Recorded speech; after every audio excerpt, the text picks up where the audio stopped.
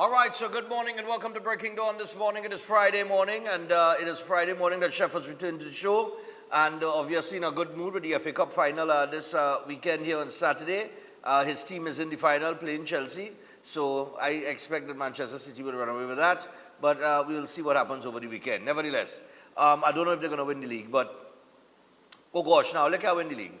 Arsenal are Burnley and Crystal Palace. City are Bournemouth and with his boy, Bournemouth and some of that, I can't remember who the last game is. But they are two tougher games. You know? So I guess the Arsenal fans will gloat for 1 year. If they do the double, which I don't think they will. I can't see them beating PSG. Yeah, PSG, but you know, it is what it is. You understand? So we'll see where that goes. But Chef is in the house, and Chef had the grassroots program that he rolled out the other day. We'll find out about that shortly. This morning, I wanted to take you all down memory lane and play a 36-minute video. Yes, a 36-minute video that I came across on YouTube that takes us back to Dolcedi and everything that took place back then. And I really want to play it to serve as a reminder that all the conversation that we're having right now, nothing has changed. Not one damn thing has changed. Believe what I tell you. The same conversations around the media and they're reporting everything. The crime rate, everything. And I really want to play that, but understand, you tell me it has some copy, is a copyrighted video? It's saying copyrighted? Alright, they said don't worry myself. So we're not going to worry ourselves. We're going to run it this morning, right? Right after the headlines, we're going to take the break and we'll come back and run that video. I want you to pay attention, eh? And for those of you who do not know, if you have younger people in the house this morning, that I want to get into this first hour, if you have the younger ones in the house this morning and they didn't know how that story was, or how things was in Trinidad and Tobago back in the late 90s, in the 2000s, because I made the point the other day that every problem in this country that we have with crime started after 1990. Correct. Right? So, morning to Chef, and as we get things cranking this morning, what we want to do is get into the news. You hear me the news there? The news. It's not on news there again. All right, so I'm going to go through some of the headlines as I did yesterday, and we're going to roll through them very quickly because I really want to get to that video. I know it have a lot going on TNT, and we're going to open the phone lines and you'll have the opportunity to talk on anything this morning. It is Friday morning, but you know, I just want to share that video with you guys because it serves as a reminder of Trinidad and Tobago making no forward strides and just in neutral. And I keep telling all of that, you know. I've been doing the show 12 years, and in the 12 years I've done this show, it is the same conversations we keep having. Same conversation, nothing changes. Because everybody so far, up until this point, wanted to do things the same. And now we have some people who try and do it different. Yeah. I'm giving them the opportunity to see how different will work. Right? Although some things seem to be the same, and Saddam Hussein, well, he don't answer my calls, so I couldn't get on to him to get any clarity on anything, because the phone does just ring and he don't answer. Right? I even tried to call him, tried to call him on radio and all yesterday, we dial the number, no answer. The usual thing with Saddam. Right? But he in this landmark TT thing here. Right? And I'll make a point to that when I get to that article. But what threat is the headline this morning? What threat? TTPS sources and opposition caught off guard by the AG's revelation of a national security incident. Remember the AG announced that there was a new threat to government MPs and by some gang leader thing, right? The police are saying, but we don't know what's going on there. What threat are you talking about? Right? The opposition gets caught off guard. Well, we expect more of that to happen. Right? But this is the second story in a week where the TTPS and the government or government official are not on the same page. The first one was Wayne Sturge. Right? Wayne Sturge, when he said that the two murders was connected, the police said, well, our investigation does not say that. right? And although the police have doubled down on that, Wayne Sturge has doubled down that the word on the ground, that he gets his sources on the ground more credible than the police. Now, there's a point to make there. You could give, I do agree, I think that I'm going to go with the police and their investigation. Let me make that statement outright. Because the talk on the ground could be the talk on the ground. I don't know, but then I don't know who Wayne Sturge's sources are.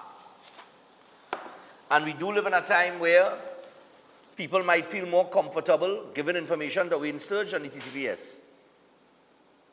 Right? As is the case. Because the police keep begging people for information and they don't get it.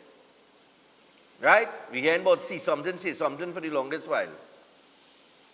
Right? Seesaw and seaside and every sea that you could think about and say. Nice?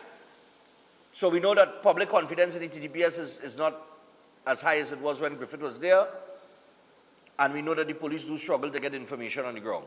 So if Sturge is saying he has information, I can't give him 100% credibility at all because I don't know who those sources are. We don't know. We will never know because they are anonymous as usual. But the police saying that through their investigation and based on the evidence that they have, it is not connected. So you have that. And then you have the Attorney General talking about a new threat and the police saying this morning, well, we know nothing about that. Right? And then as you go down in the news, but like I tell you, I'm going to go into because I want to run that clip this morning. You have Gary Griffith saying that the security threat should not have been disclosed. So, former Commissioner of Police Gary Griffith says the disclosure of a heightened threat targeting senior government officials has increased public fears and will only further harm this country's image internationally. And I agree with him, because if there is a threat indeed, then it should not have been publicized. You deal with it. Not everything is for public consumption or public knowledge. So while you're under a state of emergency, you can't just jump out and say, hey, we have senior government officials under threat and some gang leader behind it. I mean, that gives the perception that the government and the police are not in control of the situation. So there are no gains by jumping out and saying it have a new threat. There are no gains. And then you have the opposition now, who, for once, makes a good point. And I always say if they make a good point, I will say they make a good point. PNM Robicha's AG security threat claim saying that government is laying the groundwork for another SOE extension. And from the time I heard the AG say what he said, I say, they're coming with an extension. Right? Although I don't think you need to come up with a new threat in order to extend the SOE, because you have a triple murder and the next one on the Lady Young, and you have all kind of things going on in the country. I mean, although the murders, according to the numbers and the statistics, are lower at this point than at the same point last year, you still have the public perception and fear that crime is out of control. Right? So I think the opposition, for once, makes what I would say is an accurate statement. Or at least I agree with their statement. I think this is that which was said by the Attorney General is a lady groundwork for another extension. That's what I see it as. That was my first impression when I saw the headline yesterday, and that remains my impression. Unless some kind of evidence fall from the sky and says otherwise. But the perception, my mindset, my thought process, all my good senses, my common sense, my logic, everything points me in the direction of agreeing with the headline in terms of what the opposition is saying here. So, we move on from that.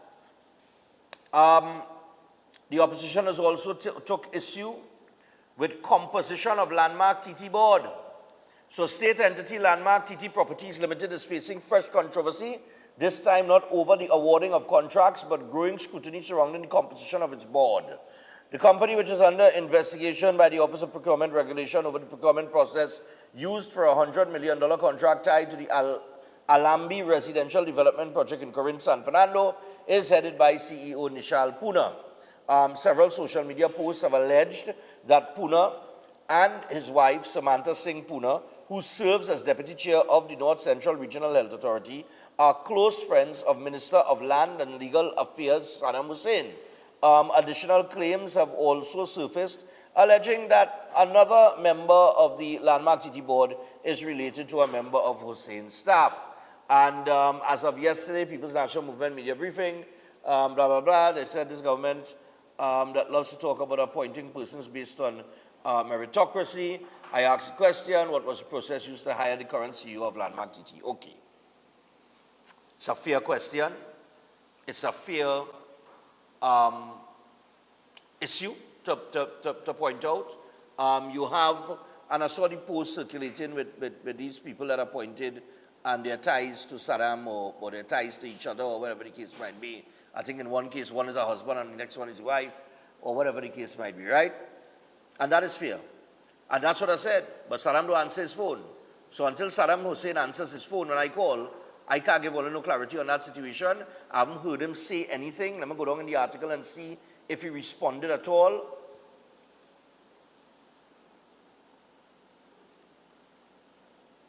They're going back to March 19th at a post-cabinet news briefing. Hussein explained that Landmark TT aims to meet the demand for high-quality unsubsidized housing. So that is tied to the $100 million contracts, right? So it has nothing here that I'm seeing where Saddam responds to those claims. And therefore, if there is no response by Saddam Hussein, then I mean, all I had to say is it didn't look good. Chef? It ain't looking good. And then somebody sent me something yesterday with a post that was put out. And I'm going to read the post for you because I don't agree with the position that they're taking. So they send me a post saying PNM want to talk about political links. And they send the post where with Kangaloo and Kerwin Garcia and Anthony Garcia and the whole family ties there and their appointments. And then Colin Kangaloo with Garcia and Noel Garcia, uncle and all kind of thing. And our whole family tie up in all kind of appointments and whatever, right? What I'm saying to you all is this. You can't be bossing Mark in the parliament. You can't be bossing Mark in the news. You cannot be bringing issues of nepotism and corruption and then try to justify something by saying that, well, they do the same thing.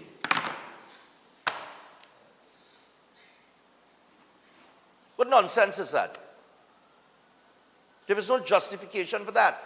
If these ties and this whole family connection here and their appointments, right, and maybe others through other ministries and whatever, if that was wrong, then you cannot say that if you do something similar, it is right. Make it make sense, right? And they're within their rights, the opposition, to say, look, are these people qualified? How did they get these appointments? That is part of the cause. Nothing is wrong with that. And if everything was done above board and they are qualified for those positions and they went through the process or whatever the case might be and they're qualified, then maybe fine. If a person is qualified, I have no problem. If Chef is, all right, I know Chef. Chef and I are on the same show, right? And if I was to hire Chef, I'd be hiring Chef based on, yes, I know him, yes, but based on his qualifications. But like Chris now, if Chris come to me to do the same job as Chef do, as Chef applying for, but he has no experience, I can hire Chris? What's that? I don't want a ramen soup, brother. I don't want a ramen soup. I want what Chef cooking. I want a ramen soup. You stay in the back there with the ramen soup, right? Matter of fact, Chef gave me a ramen soup this morning to see what ramen soup does. Yeah. Don't give him what you cooking. Yeah. Don't give him that, right? Yeah, but Saddam has to clear the air on that. Clear the air. Make it make sense. Right? Anyway, I'm going to get to the other headline very quick, 617. What other headlines we have here? THA Chief Secretary shocked over the disappearance of little Angelo. I understand that Ian Allen has done several interviews. He interviewed the child father who said that he was not allowed to see his only child. There was an interview that was done with the child mother and the boyfriend. And people were saying the body language looking kind of off. And I think the mother was saying that she don't believe that the child went into the water. She believed that the child was taken. I really hope that they get to the bottom of this and find that child.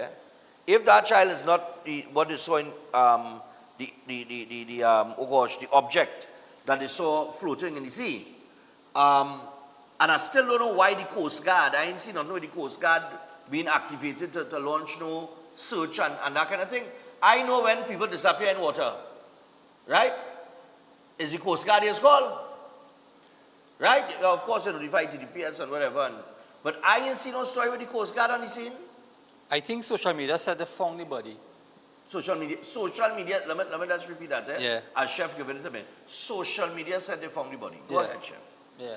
All right. Yeah. So this, I'll see what I could find on Yeah. that. But I'm going with the headline in the paper, THA Secretary shocked over the disappearance of little Angelo.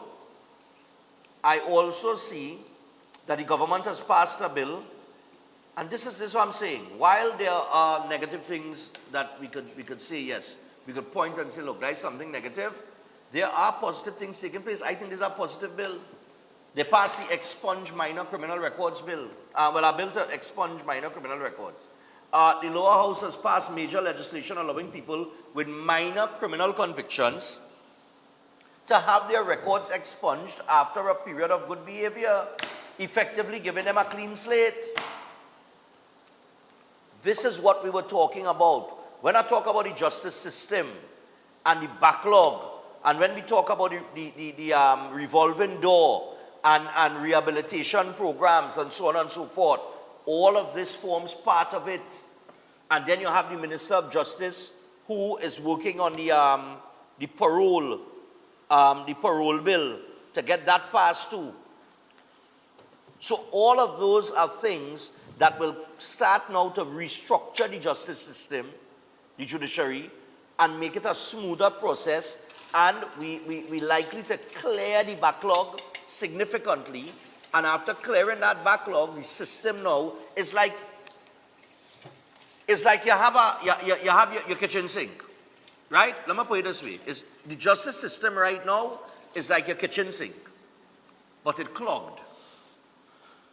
So it clogged, and every time you turn on the pipe, the water not flowing through the pipeline, it coming back up because it blocked. Because you have you have blockage, you have obstruction, you have a backlog there of things that built up over time.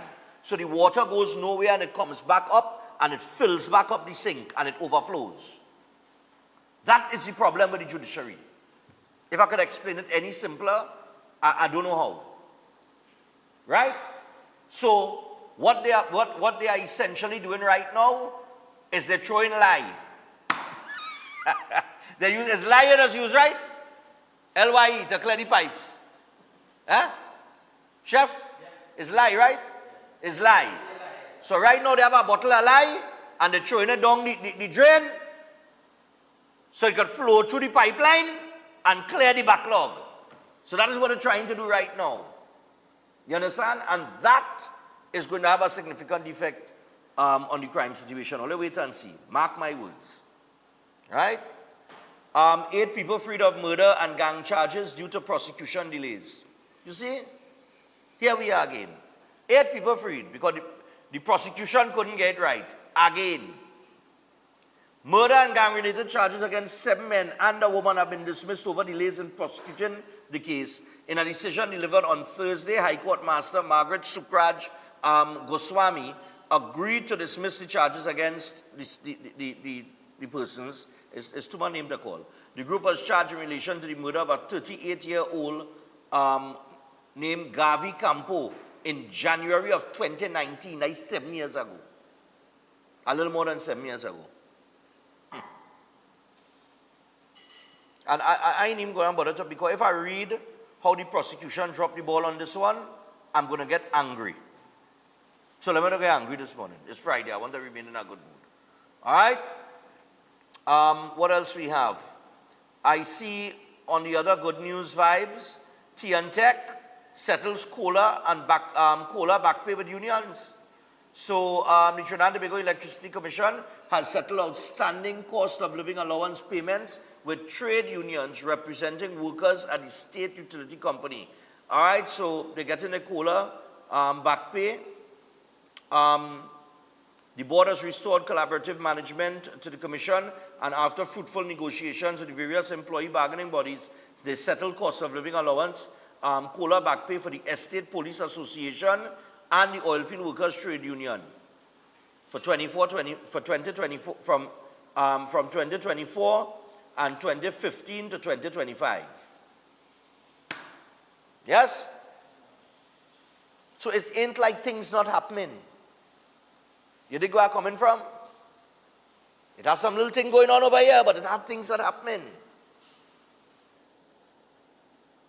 Anyhow, that's enough for the headlines. I can't take no more. Right? We 6:23. We have a 36-minute clip to run. And let me see, boy. We have a 36-minute clip to run and calls to take. And we have a guest coming in studio from Canact. All right? Canact. Yeah. CANNACTT. Canact. Okay? It's a conservation group, and they want people to know who they are and what they do, right? So we have their lead researcher coming in. We'll chat with him in the second hour. We will also get some information on Chef and the grassroots program. Chef, the grassroots program. Fellas, will have some pictures there. Tell us how it went now before I get into the changing. The grassroots program is a program that I designed to go into the schools, the secondary schools, colleges, private schools, right? Yeah. Food and nutrition classes, food and nutrition students. There's so much negativity happening and so much disturbing video that circulate with students and all these negativity. So we decided now to make our impact on a positive note. That is long overdue. Nice one. It's long. So we designed a grassroots culinary program targeted for the schools, secondary schools, colleges as well. And we had the Ministry of Education give the blessings on it. Right. Tourism Trinidad Limited, same thing. Good. And we were really, really happy for that. So they tell us all, go ahead. They give us the permission, go ahead. The schools, they give us permission to go into the schools, or the schools will come to our academy. Good. So far, we have about 12 schools did the booking already. They're nice. Very excited about it. We had the president of the Home Economics Association Trinidad. I didn't know that exists. And she was one of the featured speakers Tuesday at the launching. Nice. And she said, Chef, I don't know why this thing now come on stream. Where were you all the time? So we're working on the human resource, building the human resource from these kids come up, showing them the benefits of coming into the food industry at an early age, as a young entrepreneur, or as a profession. We're going to guide them along the stream to do that. Nice. Now, the ministry, they were really happy about it, and it's the first program of its kind, locally and regionally. First. Okay. So we are building the human capital, building the human resource, where the food industry is concerned. And we are making a serious impact, and we also invite corporate Trinidad to come in. What we are doing, there's a minimal charge of $100 a student. And what they get in a 45 minutes lecture from me on the benefits of coming into the food industry at an early age and how we could guide them along the way. Then we do an interactive session with them where they cook with us. We cook a one-pot meal, get them involved, and then we have Q&A session where they ask all the questions. Okay. We started off these 2 days here, Tuesday and yesterday, with the St. Francois Girls College. I must say kudos to the St. Francois Girls College, to the principal, the food and nutrition class, the teachers, the students, watchmen. They were on point, positive. Yeah. Positive on point. And we had to, this is something at the point we had to focus on. We had to focus on this thing. And St. Francois Girls make 2 bookings, Tuesday and yesterday. They're going to come back on the 25th with 30 more students. They also have a culinary club in the school. Okay. So we have school from Point Fortin, Palo Seco, Arima, Chagonas, Conapia, San Fernando, St. Joseph Convent, San Fernando going to come. There's about 13 schools already make the booking. Nice one. So this is the groundwork. This is the groundwork eventually for the Shasharas Culinary Academy campus. We have a lot of work to do, and we hope to get the continued support and make a positive injection into the youths, and we also go into communities. We are going into the communities as well, and we're asking the different representatives from the communities in the areas, or MPs or councillors, whoever, call us, make that book, and we will tell you how we can empower your community. From the doubles man, the alupai man, the bugakia, the hot dog, everybody. Okay. So the grassroots culinary program is the first of its kind in Trinidad and Tobago, regionally as well, and beyond. So that's the Shasharas Culinary. We're doing our work to impact a positive note in Trinidad, especially with the youths, especially with the youths. No, but that's what we're talking about, you know, and big up the Ministry of Tourism and the Ministry of Education for coming on board and supporting the program. And I know Chef is going to do great things with that program. And I keep telling all the opening hotel school now, man, oh gosh, man, what are you doing? This is the only man since they shut down that hotel school been doing anything, you know, and flying the culinary flag and teaching people, you know, and engaging with young people and getting them into the industry, you know. So a little stick, you know. Anyway, let me also say we have Guyana interested and we have Suriname interested. Okay, brilliant, man. Right? That's big things, man, like big news. All right. So just as we go to the break here, we come back with that feature, which will take us into the second hour. The Keolic Cleanse and Digestion, right? It's an effective supplement for supporting gut health, as well as the Keolic Blood Pressure Health, which is a twice daily supplement for maintaining healthy blood pressure levels. Now, in the Keolic range of products, there are several products. Those are just two of them. There's the cholesterol health, the total heart health, and the circulation health, the Keo Green Powder Drink Mix, and the Keodophilus Probiotics. And any product in the Keolic range that you want to get, you could pick it up at a pharmacy or a health store across the country, or you could WhatsApp for more information, 7280338. Remember, they are all made with that aged garlic extract. With that, we take the break. When we come back from the break, we go into that feature. I'm taking all your back. I really want all to take this in because I saw it, I looked at it, I was intrigued, it reminded me, it brought back some memories, but some very interesting information as well that we could compare from that time to now. So stay tuned, we're coming back with that.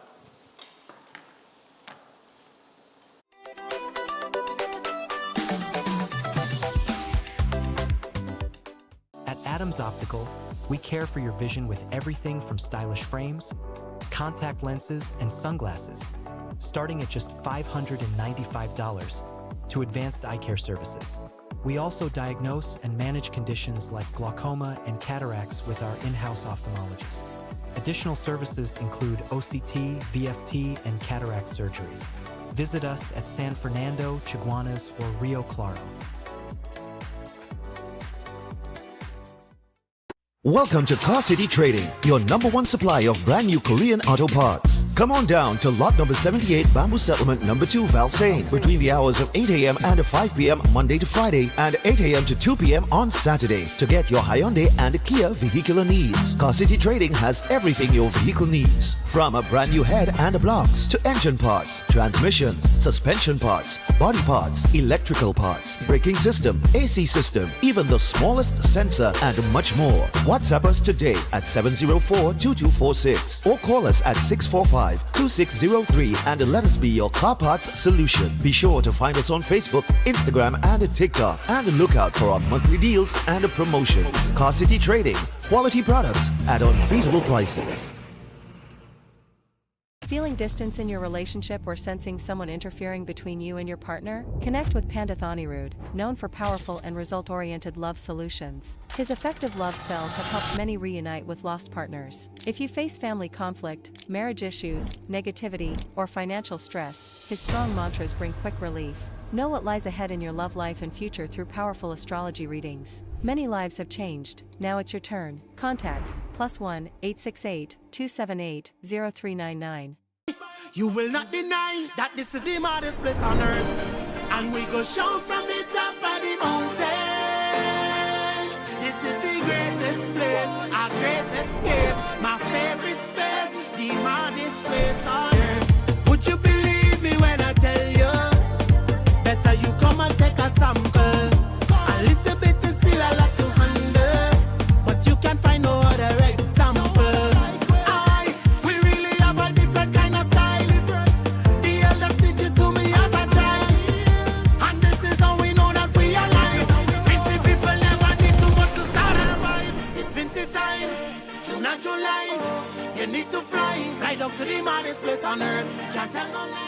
Air conditioning problems? Then look no further. A&K Air Conditioning Supplies offers you an easy solution for all your automotive, commercial, and domestic air conditioning needs. With 2 convenient locations to serve you, A&K Air Conditioning Supplies offers you an extensive range of parts and services, including pressure test kits, refrigerator parts, front and rear evaporators for maxi taxis. They also cater for both foreign and local automobile models like Kia, Hyundai, Honda, Nissan, and more. So pay them a visit today at either of their 2 locations. Number 36 Alfonso Street, Sangre Grande. Phone 784-2707 or 386-5700. And number 133 Corner Roland Street and Bonaventure Main Road, Gasparillo. Phone 312-2245 or 782-9720. Astrologer Mohit Ji is known for providing insightful astrology guidance for complex life situations, dealing with love confusion, delayed marriage, partner distancing, or serious relationship breakdowns. His approach focuses on understanding the root cause and guiding you toward the right path. If financial instability or business setbacks are affecting you, his spiritual remedies may support positive change. With psychic reading, horoscope analysis, and palm insights, he offers practical clarity. His services also include protection from negative energies and removal of bad luck. Call at +1 868 334 2796.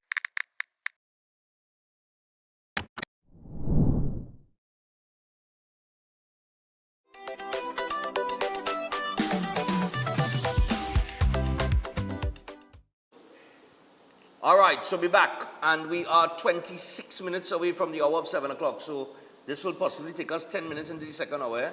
And then we'll have about 15 minutes of phone calls, and then we'll get to the guests. So there was a very interesting documentary that I saw as it relates to Dolce and crime back in the day in Trinidad and Tobago. And I want to share that with you guys this morning to serve as a little reminder that Trinidad and Tobago has reached absolutely nowhere. As a matter of fact, we've gotten worse. All right? And keep in mind, back then, the murder toll was 98 for the year. Run that clip for me. In 250 kilos of cocaine. There's another cocaine seized here comprising of over 250 kilos of cocaine that was destined to go to Europe. All these rooms are filled of cocaine, marijuana, and heroin. One of the earliest to use cocaine was Errol Fabian.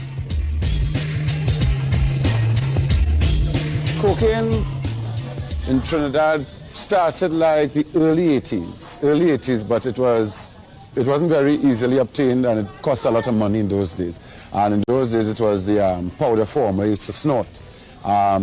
Later though, like 84, 85, people had discovered freebasing and making the crack. The powder form, the cheapest you could get was $50, but with the crack you could get $5 worth of crack. So then everybody started using the crack cocaine, and it just pervaded. It just took over. It spread through the whole society. And then I was involved in an incident where I hurt my children because I took like the earrings and locked them up in the house to go and sell that to get the money, to get the drug. And then when I reached home, I realized like I really have a problem. But at this stage, it was too far gone for me to do anything about it.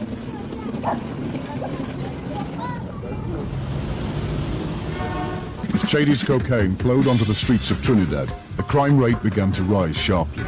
The number of murders and violent assaults doubled in the 5 years up to 1985.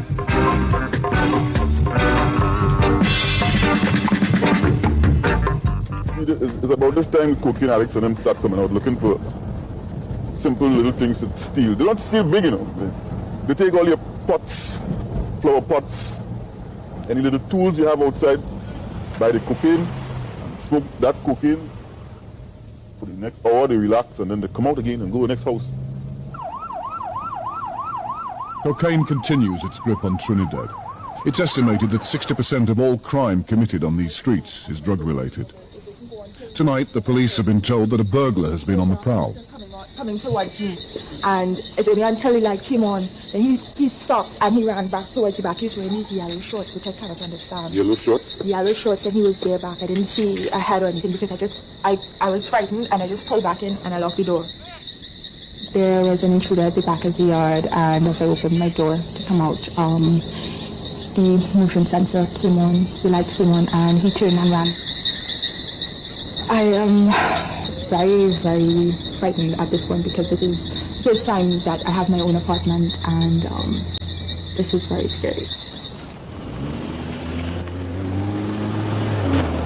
That intruder most likely is a cocaine addict looking for something small to steal, to go and sell, to buy cocaine.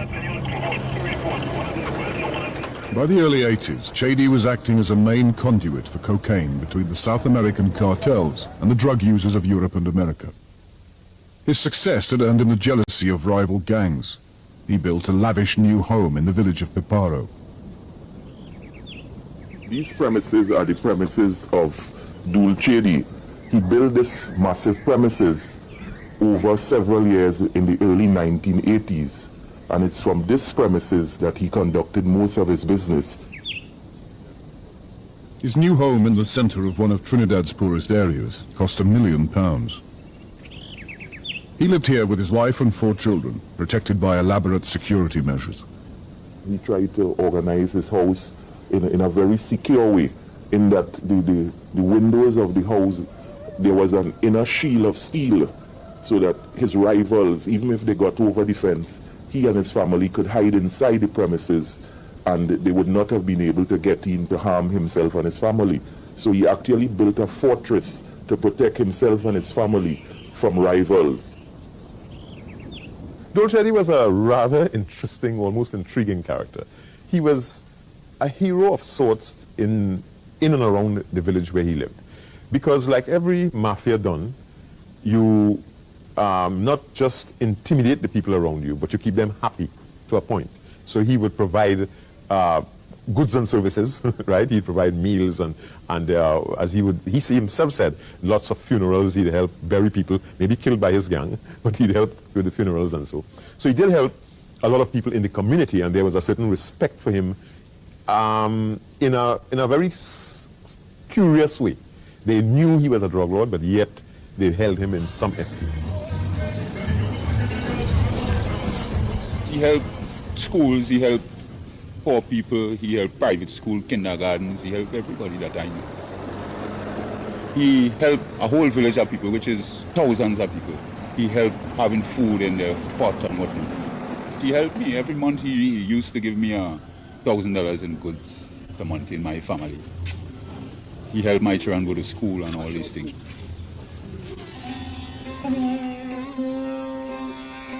He also claimed to be a devout Hindu and built an extravagant temple decorated with £500,000 worth of artifacts imported from India.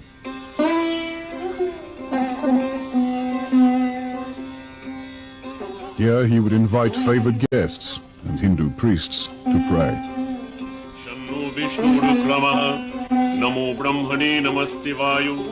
Mr. Chady, being born a Hindu, and anyone needed assistance in carrying on Hindu activities, he was always willing. If someone should have, let's say, a marriage, some people might be poor, and they would seek him out, he would say, okay, I will support you. And he will give generously also to the bride's family. But by 1985, Chady was also earning a reputation as the island's most infamous gangster, and the police made repeated attempts to stop him. We entered these premises on numerous occasions by climbing over the fence. On 2 or 3 occasions, we actually abseiled by helicopter and entered the premises. where we found caches of money, large quantities of money, sometimes a few $100,000, even on one occasion over $1 million in Trinidad and Tobago. Currency was found in a bedroom. Several occasions he was charged for drug trafficking and possession of drugs offenses. Several times he was brought to trial, and he was convicted of minor offenses, including the possession of marijuana. But many other charges never made it to court. Chady had been charged with 15 serious drug and firearms offenses, but these were lost in the judicial system, raising suspicions that Chady was corrupting policemen and court officials. In 1986, the government held an official inquiry into the burgeoning drug trade. It identified Chady as a key drug smuggler and claimed he had contacts with 30 police officers, including the island's most senior policeman, the Commissioner, Randolph Burrows. Burrows was the only one of the suspect officers to be arrested and was charged with corruption and drugs offenses. But after a lengthy court case, he was acquitted on all counts.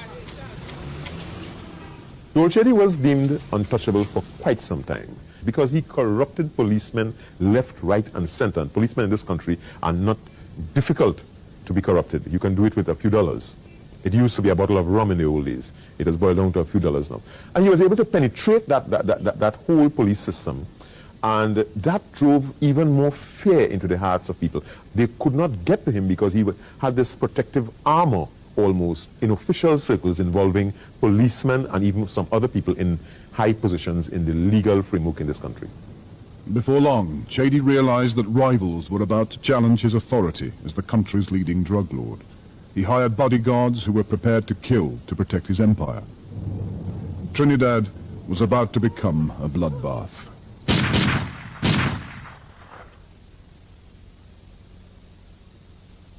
Chady's worldwide drug empire was growing so fast he needed room to expand. So he seized 100 acres of land from the state and built a new business headquarters a mile away from his £1 million home. This house was the main house on the estate. It was used as a storage house in terms of when drugs were brought in from Colombia and Venezuela. They would first be brought here. The money would be counted, packaged in plastic bags like the cocaine before they were taken to be concealed in barrels that were buried on this estate. To keep his empire safe, armed security guards and lookouts watched over the ranch 24 hours a day.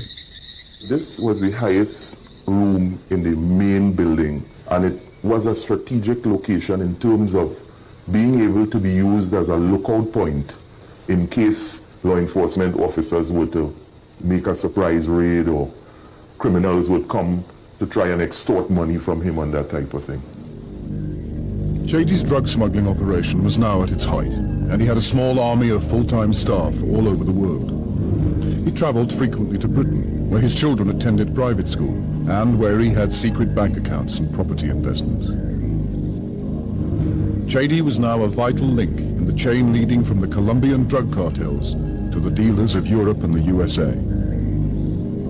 Dul had amassed enormous wealth.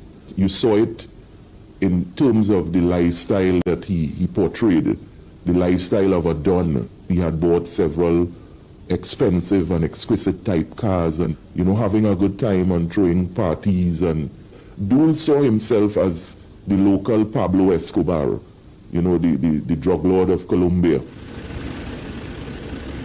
Estimates of his total assets range from 10 to 50 million pounds, though most remains hidden. He ploughed millions of dollars into front companies, running coconut estates, citrus groves, and teak forests.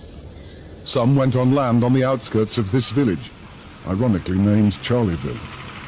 He used these means to conceal his ill-gotten gains, to portray himself as a legitimate businessman.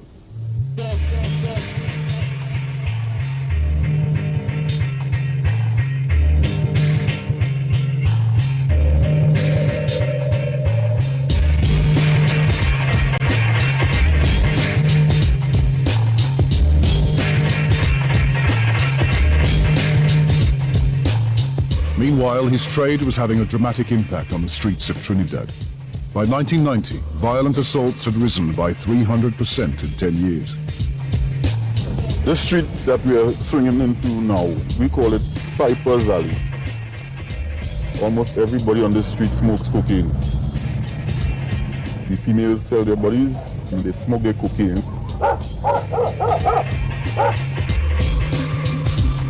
Among those who fell victim to cocaine was Nigel, now a recovering addict.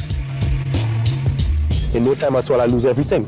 You know, I start selling out things in my home. I leave my job because I think I was taking too long to get money to smoke, you know, and it brought me to my knees in no time. I lost everything because I just wanted to have, you know, cocaine all the time.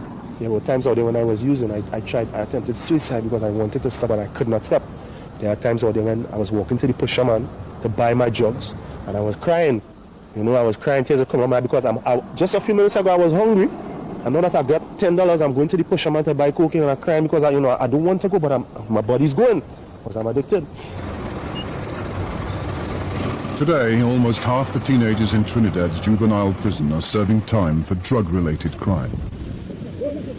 My name is Quincy Cook, and I'm charged for trafficking cocaine and firearm and ammunition. Cocaine is a very serious problem here because the youths growing up today, they're seeing a lot of men outside hustling, looking nice sneakers, nice jeans, and everybody need it. To me it was easy because since I small I know it, marijuana, you know, cocaine, 2 blocks right there, you know, fast money. We want it fast, we want it, so it's a problem. We sell the cocaine to support our habits.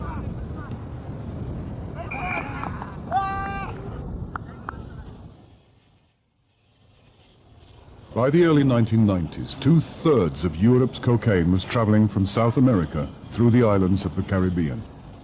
In Trinidad, where cocaine was hardly seen a decade earlier, 2 tons were being imported every month via hundreds of remote swamps and rivers.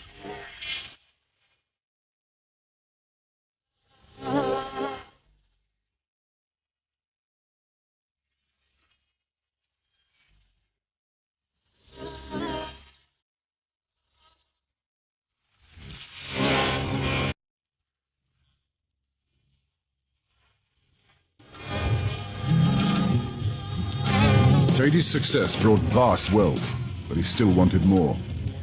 He armed his hired killers with weapons smuggled in from South America. Their job was to eliminate rival drug dealers and take over their patch.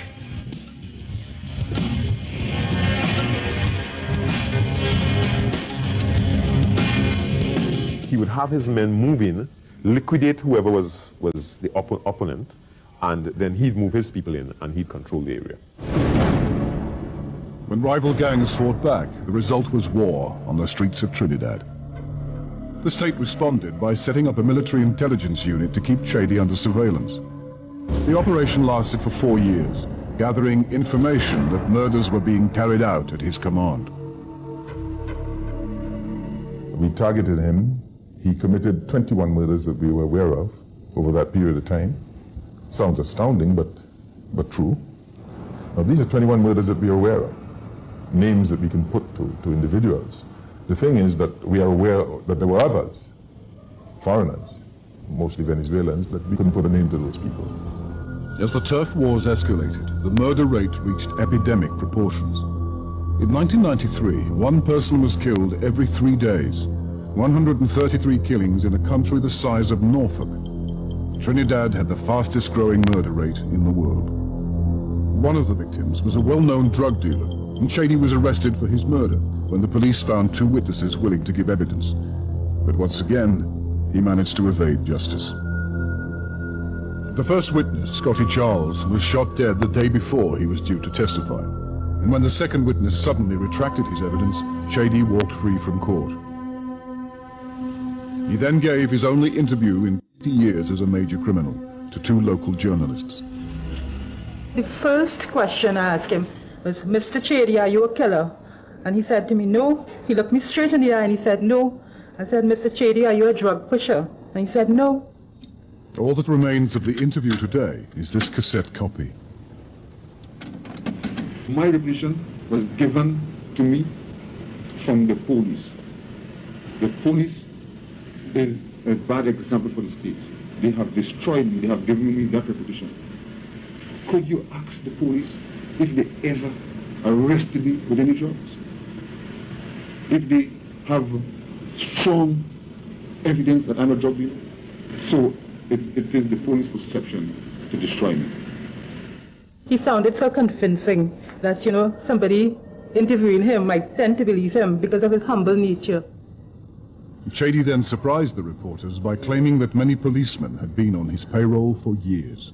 He gave a lot of information about corrupt policemen who he had dealt with.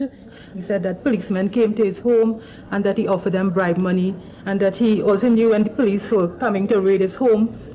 Mr. Chady had a lot of big connections in this country. I think he was angry that these same people went against him, and he wanted somebody or anybody to know, look, I pay these people, I have been paying their money, and these people went against me. That's the impression I got. His admissions appeared to confirm that corrupt officials had protected him for years. Police would raid his home only to find that he'd been tipped off and drugs removed before they got there. 15 serious charges, including cocaine trafficking, had still not come to court 10 years after he was first charged.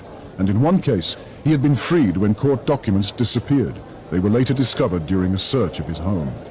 In Trinidad and Tobago, people were afraid of Chady, not just because he had a gang of thugs that could just about do anything that he wanted done, but also because he had his tentacles reaching into the police service, and one didn't know where else within officialdom. In 1994, Trinidad was preparing for a crucial election, and with the turf wars between drug gangs at their height, the fight to curtail the power of the drug barons became a vital political issue. There was a feeling that the government was powerless to deal with the drug trade, and people felt frustrated, helpless, and they felt that virtually there was a state of lawlessness. Promising to be tough on law and order, the opposition United National Congress Party swept to power. They immediately struck a deal with America, under which patrol boats, helicopters, and radar equipment were donated to Trinidad. In return, the US was allowed unprecedented access to Trinidad's territorial waters to pursue the drug runners flooding American streets with cocaine. Just picked up a contact which appears to be a powered vessel. It seems that it's heading from the vessel into Trinidad and Tobago territorial waters. Right now we're setting off to intercept the vessel. Armed with the new equipment, Trinidad's Coast Guard now makes daily patrols to search for drugs on boats heading for its waters. Bring your boat alongside and prepare to be boarded.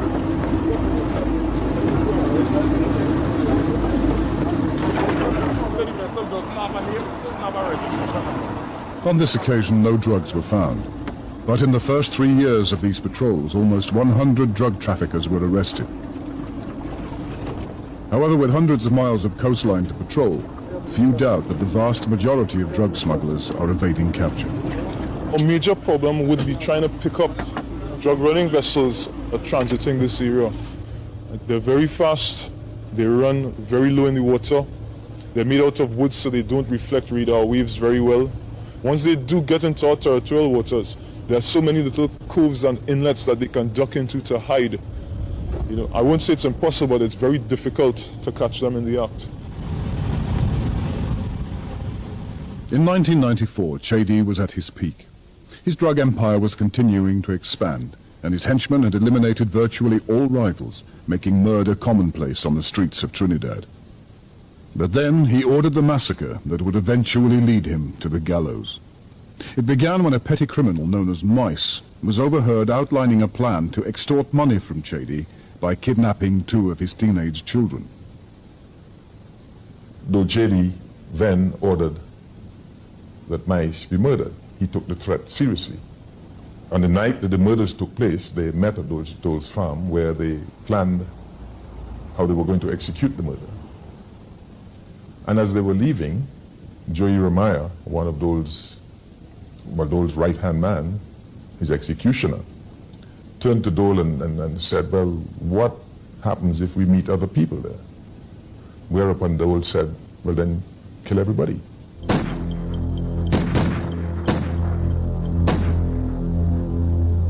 Silence. was hung over Puran Street in Williamsville this where they were morning made to lie on after the floor. four masked men His claiming sister to Monica be police was also officers. put next to them by the gunmen, who then shot all three through the head.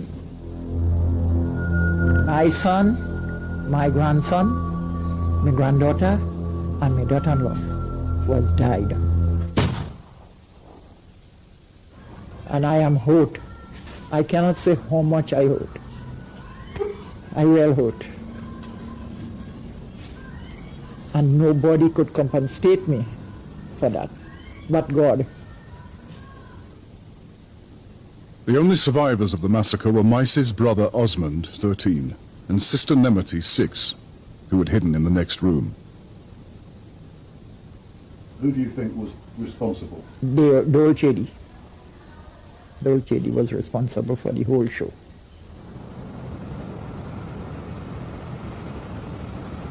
Though Trinidad was becoming used to murder, the country was in shock. The pressure was on the police to act. Detectives soon discovered evidence linking a car found abandoned on Chedi's estate to the killings. The police and the army were ordered to arrest the murderers and the man who had ordered the killings. Chedi was at his Peparo residence, and immediately the first of his gang was arrested. He got word of it and immediately left his compound and was headed to the north coast of Trinidad. I would think as a crow flies, it's probably about 30 or 40 miles away. However, he was intercepted. No doubt once he had hit the north coast, he would have been off to Venezuela, because he could have gone anywhere. With Chedi behind bars, the police and army searched the land surrounding his ranch. Over 20 kilos of cocaine was found buried in a barrel and covered with earth and straw. Near where the heliport area is, another 40 yards away, several firearms were found wrapped in plastic and cellophane bags with ammunition. And in another area, approximately 20 yards away from where we are now, a barrel was found beneath the earth, was approximately $1.3 million.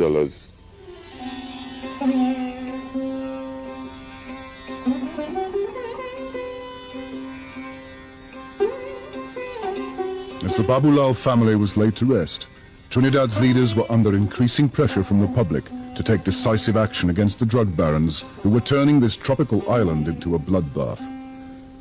The government's response was to ensure that Chedi and his henchmen were put to death.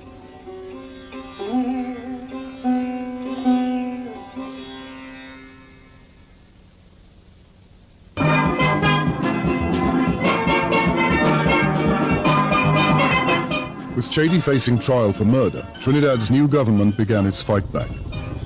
The state confiscated his ranch and took back the land he had illegally seized a decade earlier.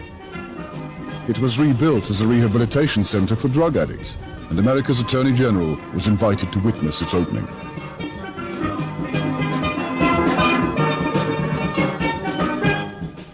This ground on which we stand at one point was occupied by a notorious drug lord.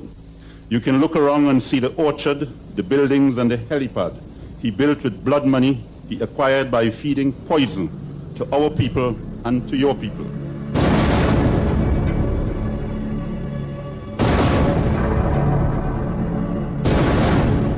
Mr. Attorney General, you are a leader in the entire hemisphere in your efforts to deal with crime in a sensible, common sense way.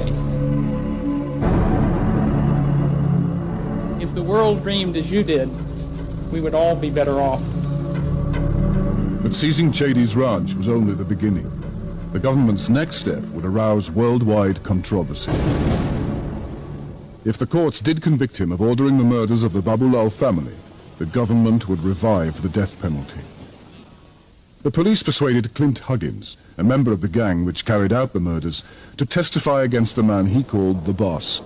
Chedi was about to be betrayed by a supergrass in his own ranks. We knew that Dole Chedi would leave no stone unturned to ensure his demise. As a result, we had to make sure that we had extra security in place to take care of any such eventuality. Huggins was given round-the-clock protection in an army safe house. Here he gave details to the police and to Major General Brown about the Babulal murders. They were asking the young fella in the house, Where's Mike? He said, well, Mike used to live there, but he doesn't live there anymore. Anyway, the description we got, he matched the description. So, guys will ask her what she did. So, well, he goes to the kill everybody. Went back and shot each of them in the head. He gave graphic details of the murders, previous murders that took place. He gave details of corruption involving policemen. He gave details of corruption involving 2 or 3 magistrates. Within 2 months, the army discovered that Chady had offered a soldier a $1 million bribe to kill Huggins. The plot was that they would poison the water system to the safe house. We decided that we would go along with that plot, and we arranged to fake his death. To make it look realistic, Huggins was given medicine to make him sick and muscle relaxant to make him lifeless. Then his body was removed by soldiers dressed as undertakers. The press was alerted that Clint Huggins was dead, and his father supposedly identified the body. He was a very good actor, by the way. He was crying, he was interviewed by the press, and it was at that stage that the entire country became aware that Clint Huggins was dead. An elaborate plot was then hatched to arrest the conspirators as the bribe was handed over. We arranged that soldiers would play the part of vagrants in Port of Spain, and at the precise moment when the monies were being transferred from Dole Chady's henchmen to the soldiers who were dressed as vagrants, effected the arrest, and he was handed over to the police. While the plotters were jailed for 15 years, Huggins was returned to his army safe house. Fatally, he became bored, and in early 1996, he decided to celebrate Trinidad's carnival. He gave his guards the slip and went to join the party. He was a guy that loved his freedom. He felt he was invincible. And well, he didn't last 24 hours. He was murdered and his body was found in a burnt car on one of the highways in East Trinidad. But the government had another weapon. A second member of the gang, Levi Morris, agreed to give evidence against Chady. In return, his life would be spared. The trial was the longest in Trinidad's history, keeping the public gripped for 56 days. Chady employed 12 lawyers, including Queen's Counsel from England. But with Morris's evidence crucial, all 9 were found guilty of the murders of the Babulal family. They were sentenced to death. A government that had come to power promising to hang convicted killers now had to live up to its promises. Ironically, the man with the power of life and death in his hands, the Attorney General, had long been an opponent of the death penalty. When he was an ordinary politician, it made sense for him to campaign on human rights, on a human rights platform. Once he became Attorney General, and given the background against which the party came to power, the crime rate and so on, then it was the politic thing to do to promote capital punishment. When I became the Attorney General, I took an oath to uphold the Constitution and the laws of Trinidad and Tobago. And I felt it was my duty, I felt compelled that I had to move every obstacle in order to ensure that the public interest of Trinidad and Tobago was protected. If the Attorney General was to succeed, he needed to overturn 20 years of his island's legal history. Though the death penalty had remained on the statute book, only 1 murderer had been executed in 2 decades. Lawyers kept people from the gallows by exploiting delays in a complex appeals system. The final court of appeal was the Privy Council in London. The law said that no one who had been on death row for more than 5 years could be executed. Because appeals took so long, the death penalty was usually commuted to life imprisonment. The jury convicted him and the judicial process said that he was guilty. And we felt that unless the court said that he should not be executed, the executive arm of the state should do all in its power to ensure that the mandate of the people was carried out. It became a cat and mouse game. The defense began a battery of appeals accusing the government of political motives of breaching human rights. They said Chedi and his gang had not been given a fair trial. Each time the government answered back. Everything had been done according to the law, and they wanted all murderers to face the ultimate penalty. Finally, the cases arrived at the Privy Council in London, which ruled that Trinidad was entitled to execute under its own constitution. All the appeals had been completed within 3 years. On June the 3rd, 1999, Chedi and his gang members were read their death warrants. The first 3 were scheduled to hang at 6 a.m. the next day. 150 religious and political leaders, including Desmond Tutu, Jesse Jackson and John Hume, had made a last-minute plea for mercy, but the government rejected it. Om Triambakam Yajamahe Sugandhim Pushtivardhanam Urvarukamyam Bandhanan Mrityorum Ukshe Mamamritta. The day that many people gathered here this morning thought would never come has. Dole Chedi, Joy Ramaya and Ram Kelawan Singh were all hanged this morning. Cipriani Batiste, prison's commissioner, says none of the men had any last words or tears. The orders of the court have been carried out. He walked calmly to the gallows. He had made peace with his God. The media celebrated, in a sense, the death by following the dead people, not only from the gallows, but right to the grave. You had this spectacle of pine boxes dripping with blood being put in unmarked graves. So blood and death for 3 days in Trinidad became a celebration, and it was quite appalling. Quite appalling. The hangings provoked an international outcry, with the British government making a formal protest. But the people of Trinidad supported the executions. Polls suggested up to 90% backed the death penalty. I think it's real good news. They should use Dole Chedi and these men as an example.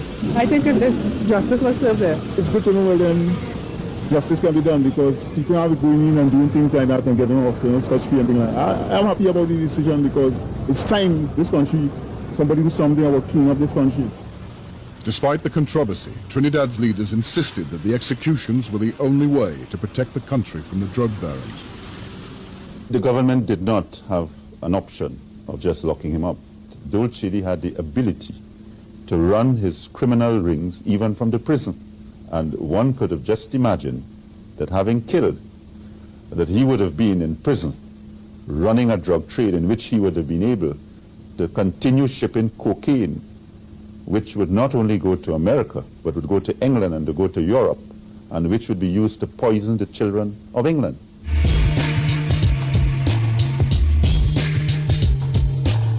It's now a year since Chedi and his henchmen were killed. Supporters of the death penalty insist the policy has worked. The murder rate, once a national disgrace, has been cut by 30% from its peak. Some crimes like burglary, assault and firearms offences have also been reduced, while robberies have fallen by a quarter. I think the signal which the government sent in the actions it took meant that drug barons knew. They knew that we had the political commitment that we were not going to be terrorized and we were not going to be afraid of them. They knew that we were prepared to prosecute them, and if convicted, we were even prepared to execute them.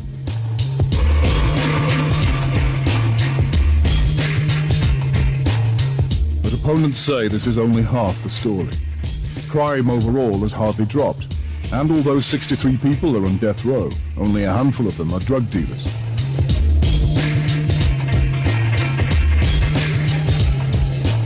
Everyone agrees that arresting Dole Chedi and smashing his gang produced a spectacular drop in the murder rate. But critics say that this happened purely because Dole Chedi and his men spent so long in jail awaiting sentence. There was no need to kill them. The government, though, is pushing through new ways of speeding up the legal process. The hangings will continue. Now, that's 36 minutes teaching you that nothing has changed. You understand, Chef? Correct. Chedi used to keep people in his community happy. So when all you're asking, but how come nobody does say when they lying down next to these gunmen and who when they this one bringing this for them and buying stove and couch and everything, nobody does say nothing and all of them taking the community. So when thing happen, it's because gang leaders use the same playbook. It's like politics, it's a playbook.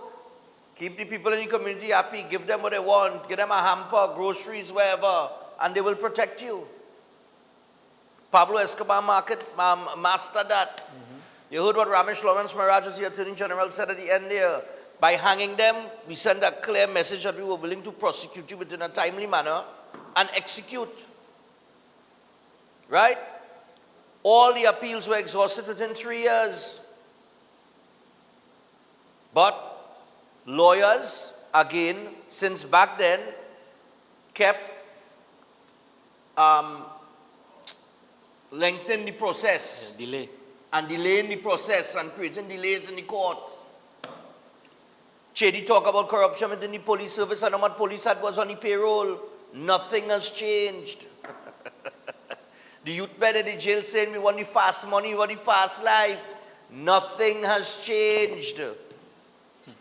All you understand it. Where the drugs was coming from, fellas? Colombia and where? Venezuela. All you hear it in the clip, right? Drugs coming from Colombia and Venezuela. So when man talking the other day about, but drugs will come from Venezuela. Really? When the UNC administration had taken over back then, who's the first people they partnered with? Who they partnered with? The United States of America. History has a way of repeating itself. And by doing so, what did the US do? They got permission to patrol our waters and strengthen the Coast Guard and the border security and hunt down drug runners. What just happened the other day? It has so much to unpack in that, And everybody was worried, and the whole documentary, Trinidad and Tobago's crimes, murder rate, and the murder rate, and the murder rate. The murder rate was, back in 1999, the murder rate was 98 for the year. Interestingly enough, when they hanged Dole Chedi and them, the very next year, the murder rate went up. It didn't go down. It went up to 111, and then it went up to 122, and then it went up to 140 something, and we up to 2024, we reached 600 and something. So the only thing changed in the whole scenario is more killing taking place. You understand? All you understand it. So we will be here 10 years down the road. Well, I mightn't be here 10 years down the road. I might retire. But what I'm saying is, in 10 years, you all will be having the same conversations because you expect things to be done the same. We have to take a different approach. It's that simple. We've been doing the same thing over and over and over for all this time, expecting a different result. And what did we just learn there? That's like watching a documentary today. Sure. He was able to operate from within the prison. But it is going on right now, today. We take the break. When we come back, we'll squeeze some calls before I get to my guest. Stay tuned.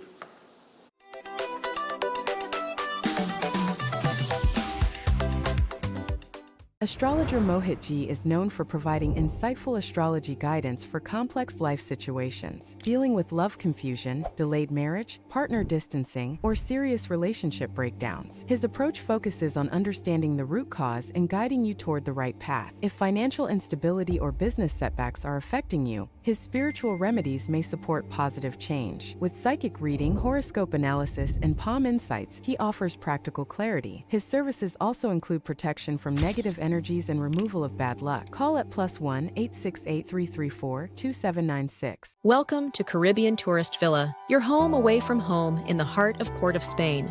With over 25 years of trusted hospitality, Caribbean Tourist Villa has been a reliable choice for both business professionals and vacationers. Our guest rooms are thoughtfully equipped with all the essentials for a relaxing and productive stay, and our tranquil pool area is perfect for relaxation after a busy day.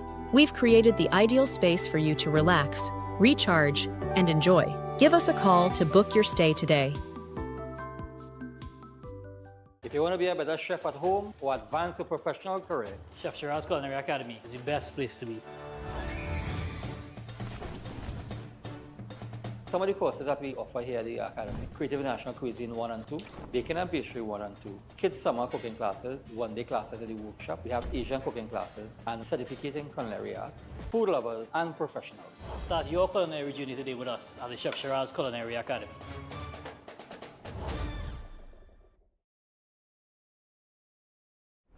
Why just manage disease when you can reverse it? At Setwaya's Holistic Health Clinic, we don't just mask symptoms, we focus on reversing illness naturally. Imagine freedom from medications and the cycle of dependence. Our approach dives deep into uncovering root causes without herbs, tonics, or medications. From diabetes and heart disease to mental health, obesity, and more, our personalized care is transforming lives. Ready to begin? Book your consultation today, either in our San Fernando office or online. Call or WhatsApp 279-3935 or 761-1952. Your health journey starts now at Setwayo's Holistic Health Clinic, where transformation is within reach. Eden Heights Clinic is one of the most advanced state-of-the-art alternative clinics in the Caribbean. They offer a dynamic combination of life-changing treatments, including prolozone therapy, live blood analysis, halotherapy, limb bagging, nutritional programs, colon hydrotherapy, weight loss programs, oxygen baths, and more. Their professional doctors, Drs. Carlos Navarro, Brangwin Navarro, and Brian Thompson, provide consultation services in areas of diabetes detox programs, arthritis, sports injuries, heart disease, high blood pressure, persons suffering with knee, shoulder, and back pain. At Eden Heights Clinic, they understand that your health is your wealth. Get in touch with them to determine which service is the right choice for you. Visit them at any one of their 3 locations: at 13 Montague Avenue, Twin City, at 41 Ramsaran Street, Shoguanas, or give them a call at 640-8985 or 613-7571, or send them a WhatsApp to 493-9196. Eden Heights Clinic is your right choice. At Adams Optical, we care for your vision with everything from stylish frames, contact lenses, and sunglasses, starting at just $595, to advanced eye care services. We also diagnose and manage conditions like glaucoma and cataracts with our in-house ophthalmologist. Additional services include OCT, VFT, and cataract surgeries. Visit us at San Fernando, Chaguanas, or Rio Claro. Concerned about the safety and security of your property? Then look no further. At Electromatic Gate Systems, they specialize in fabrication of gates, fencing, and much more. They also provide remote control access for sliding and swing gates and garage doors for residential, commercial, and industrial use. Have a design in mind? They can fabricate and motorize it into reality. Why choose them? They supply Italian-made motors backed by 10 years warranty, and you can ask about their lifetime warranty packages. Electromatic Gate Systems remains the sole authorized distributor for ProfoundNet throughout the Caribbean. Don't compromise your security. Contact them today at 333-GATE, that is 333-4283. Find them on Google, Facebook, Instagram, and TikTok, or visit their website at www.electromaticgates.com. Their team is standing by to assist. Master Ganesh Bhargav offers powerful guidance for all kinds of life problems, doubts, confusion, protection needs, and clarity. His astrology practice comes from a powerful ancestral tribal lineage with over 500 years of astrological and spiritual practice. Bhargavji does not dominate or pressure clients. Instead, he focuses on fixing problems with care and balance. His reunion love spells and death reversal spells are designed to restore harmony and provide lifetime protection. This is not individual effort alone, but collective spiritual power working for you. Many clients notice strong positive changes within a few sessions. Call +1 868 347 2350.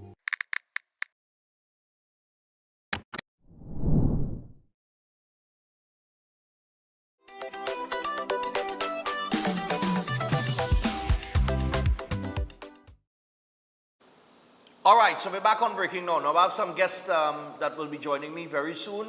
We have about 12 minutes or so to take some calls. So we're going to take your calls and get your thoughts.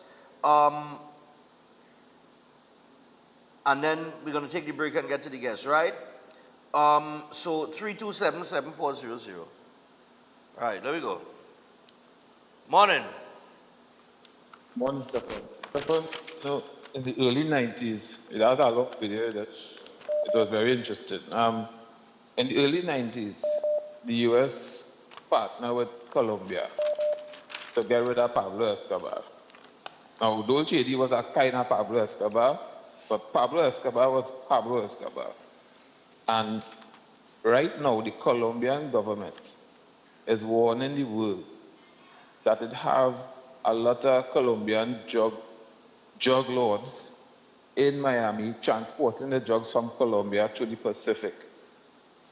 And it have a big ring to get rid of the Venezuelan cocaine from going into the US. Now, this is the Colombian warning the world that happening there, but nobody is attacking those people, but they're attacking the Venezuelan side, which the Colombian drug lords love that. But the Colombian drug lords in Miami is backing a lot of the Republicans. And that is something the Colombian president has come out in public and saying, this is not an allegation. And that is something we have to be careful. You see, cocaine have a way of corrupting people at a high level, and sometimes we have to listen to the people who warning us about these things. And though this guy, them are just, you must just don't like Trump or some kind of thing. That's the first mistake we just make. The second mistake, let me finish fast. I know you're just taking up your call. Public perception is everything, Stefan. And you see the back and forth, and them do it, so I go do it too.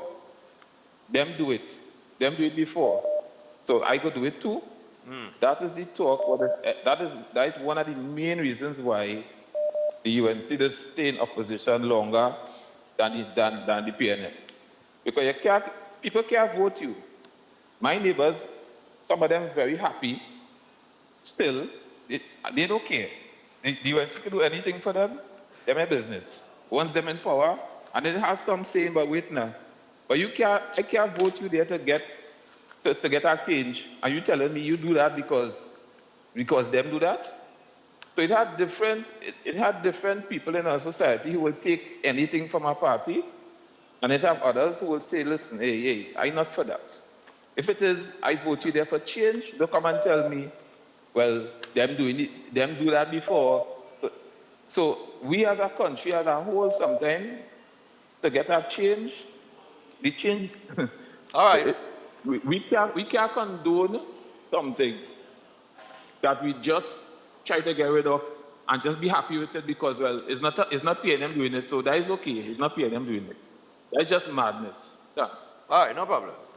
Well, that ought to swing both ways, but nevertheless. Morning. Morning, go ahead. Morning. The crime has moved from drug-related into gang-related.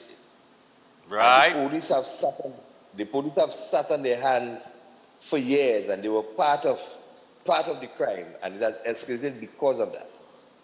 And I'll continue to say it over and over. Poor policing is the result of that. And this is why criminals now has moved into home invasions. They no longer for drugs. They want what you have now and what to do with it.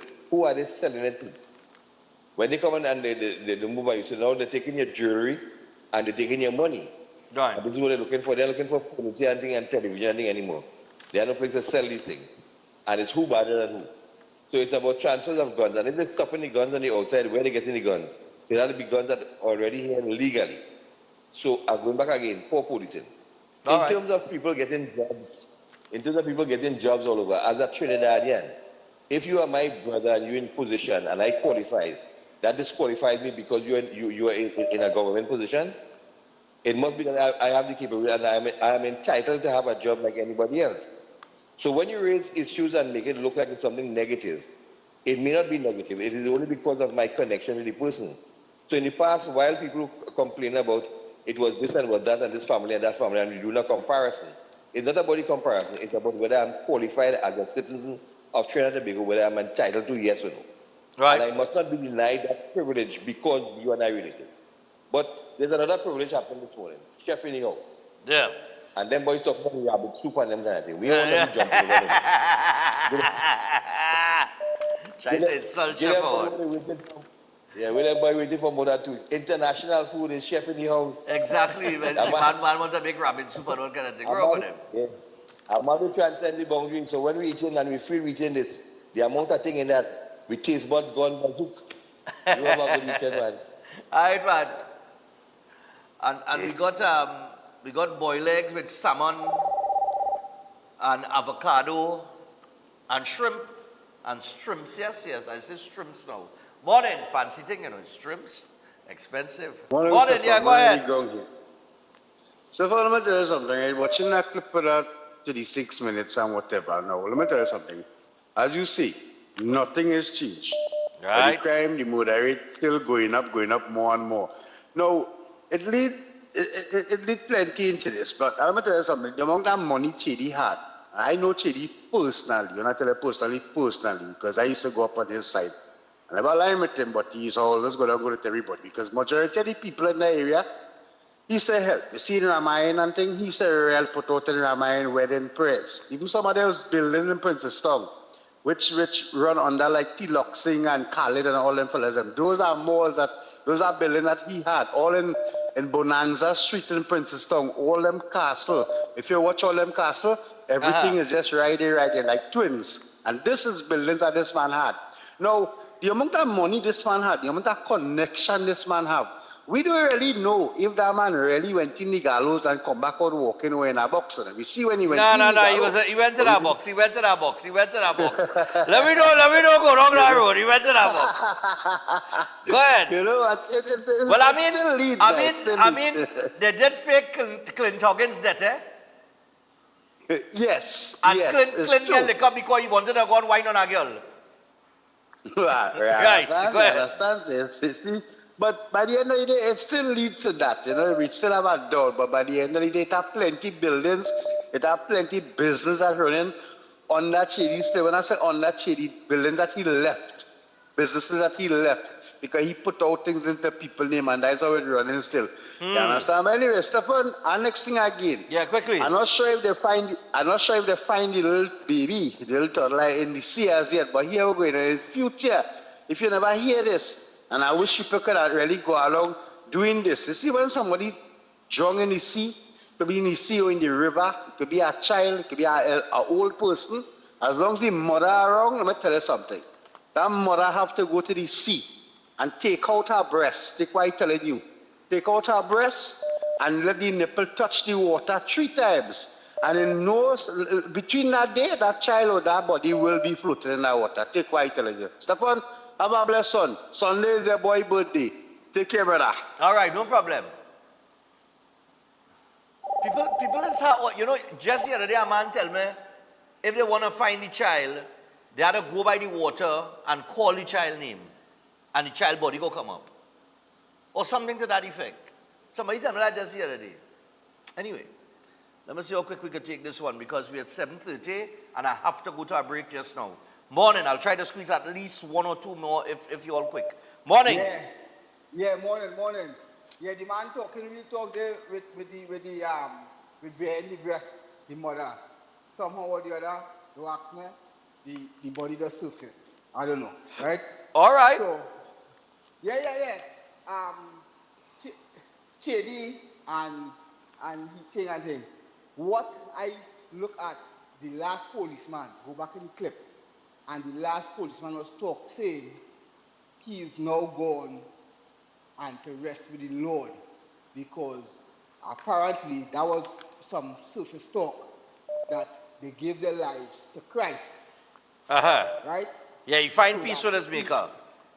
Right. So apparently I don't know if it's he and Joey or whoever, but the talk was that whoever it is convinced them, say, listen, or you did wrong, and or you have to face the judgment of the land. Right. Right? And that means you would have to face 2 judgments. The judgment of your maker, plus this judgment where you have to face here now. Right. So if you face this judgment, render the things unto Caesar what is Caesar's, and render the things unto God what is God. So if you face this judgment here in this life, don't be surprised. Those of us who make it to heaven, we may just as well see Don Chedi and whoever else. Right?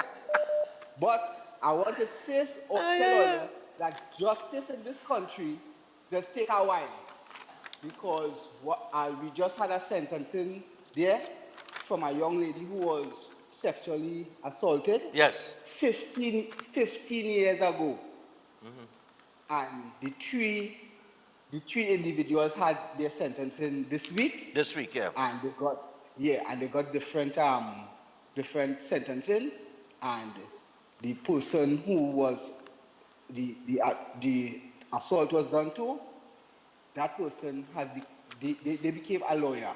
Okay. So, and that thing that happened 15 years ago, at least, well, the young lady received justice. Okay. Right? So justice is alive in this country, and we have to just hold on to faith and hope. All right? Well, have a good day. All right, man, no problem. Let me see if I can squeeze one more here. I'll see if I can squeeze one more quickly. Hello, good morning. Hello. Yes, sir, go ahead. Yeah, how much sharpness people be talking when there's breast and thing in water and all kind of thing, right? I don't know, too. You're calling at 7 that way. I don't know. I don't know. So they're talking shop. I don't know. I don't know. Let me tell them. So they're talking sharpness. It's not. Well. Stefan, you number there? Yeah, you number there? Block him now. What do you, Stefan? It is that? This man talking rubbish by Stefan, boy. Well, it's two men back-to-back claim that it works. So, I mean, I don't know. I can't knock something I know. I don't know. I never had nobody, you know. I don't know. And I see Chef getting out some goodie bags. Chef, I'll get them goodie bags, right? Yes, Stefan, you have my number, so you give me my number, right? Yes, Stefan, I'll have goodie bag, right? Aye. I don't pay for that. I cannot. You have my number, yeah? Yeah, man. Alright, cool. Yeah, man. Yeah, man. Oh, God, it's Friday, man. It's Friday. I'll take this final one. Hello, good morning. Morning. Could I make a contribution on your show, Stefan? Yeah, you go ahead, man. That's why we take the call, man. You go ahead, man. Share your thoughts. Okay, Stefan. Thanks. I know you like investigative analysis. So going back to the principle in Holy Name, the three things I want to ask is, one, how come these people who have now come out to speak, they didn't speak before to try and protect the new incoming students into the organization? Good question. What happened in the parent-teachers meetings where they would have probably reported the issue, and then too, the third item is, where is their copies of their letter to the Catholic Archdiocese that they may have asked the Archbishop that there was something to be addressed? They could have done all these things on the side. Why they wait now for this celebration of the lady to come out and speak? The timing to me is all wrong, and there's a lot of questions to be asked. Okay, but let me ask you. All right. A call before you go to the break. Okay, but hold on. You listen? Yeah, listen, Stefan. I understand the question surrounding their timing, right? But all right, let me draw an example. Stuart Young was in government for 9 years, right? And it is only when he was selected to be the leader of the PNM and Prime Minister did the Imran fellow come out. The Imran fellow was bullied. Remember the fellow will come and talk about he was bullied by Stuart Young? Only when he was elevated to that tippy-top position did the Imran boy come out, the Imran man, well, he's a man now, come out and speak about the incident that happened donkey years ago in the school. So we could ask that same question, but how does man take so long to come out and say something? And, well, like the psychologist was saying, sometimes when you are traumatized by somebody and then you see them elevated to a top position, it triggers you to come out and share your thoughts and your experiences. So I mean, I understand the thing with the timing, and they are all valid questions, but that's just an example I could draw. Like, why this Imran guy waited so long to come out and speak about that incident? All right.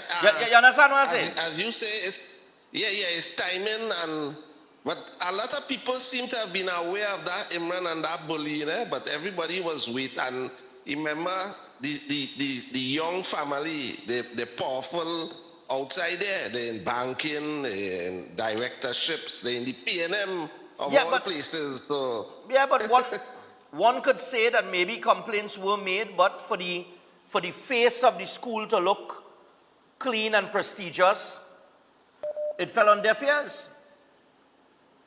And the same way that when people go to a police station or any office and they make complaint after complaint after complaint, they get frustrated with the process and they say to hell with it, wherever. So it's many factors at play. But I'm not picking either side. I'm saying if the board is investigating it, let the chips fall where it may. And all who were victimized or allegedly victimized, they have the opportunity to come forward and say it outside of social media. You understand what I'm saying?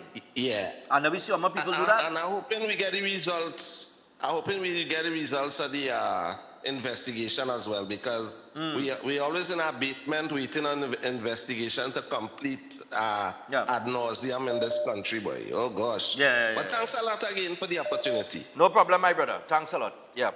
Good thoughts. All right, so we got to take the break. 22 minutes away from the hour of 8 o'clock, we have Kanak TT with us, and they're going to join us when we return. They are about wildlife and environmental conservation, so stay tuned. We'll be back after this.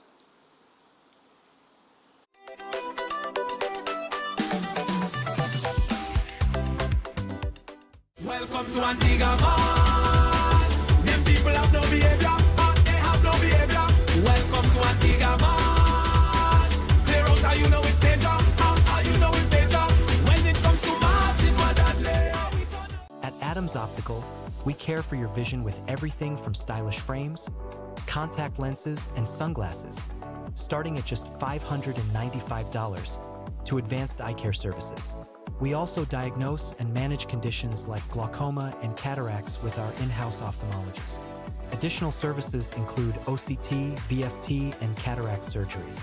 Visit us at San Fernando, Chaguanas, or Rio Claro. Eden Heights Clinic is one of the most advanced state-of-the-art alternative clinics in the Caribbean.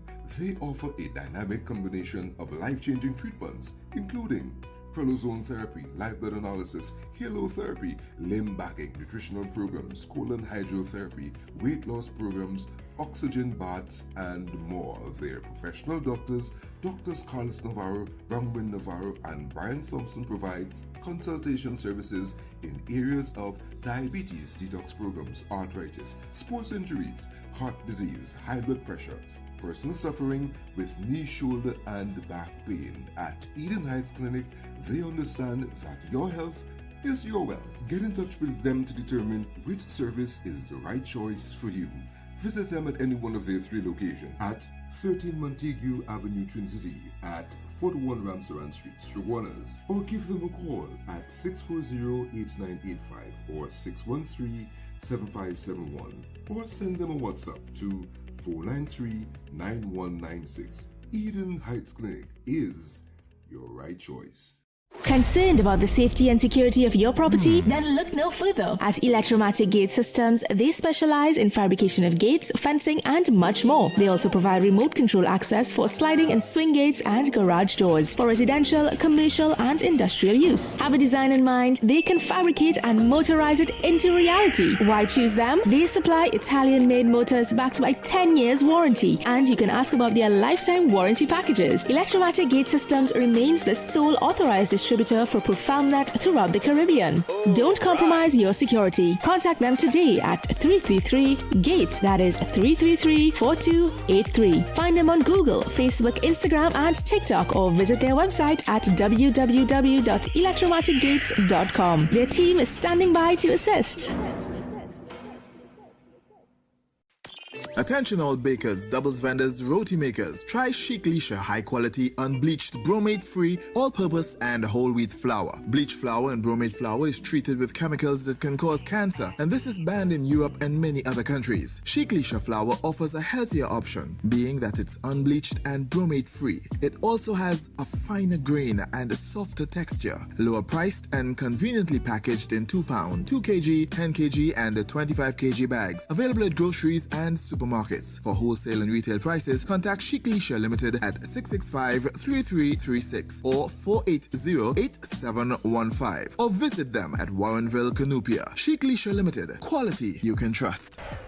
Feeling distance in your relationship or sensing someone interfering between you and your partner? Connect with Pandit Anirudh, known for powerful and result-oriented love solutions. His effective love spells have helped many reunite with lost partners. If you face family conflict, marriage issues, negativity, or financial stress, his strong mantras bring quick relief. Know what lies ahead in your love life and future through powerful astrology readings. Many lives have changed. Now it's your turn. Contact +1 868 278 0399.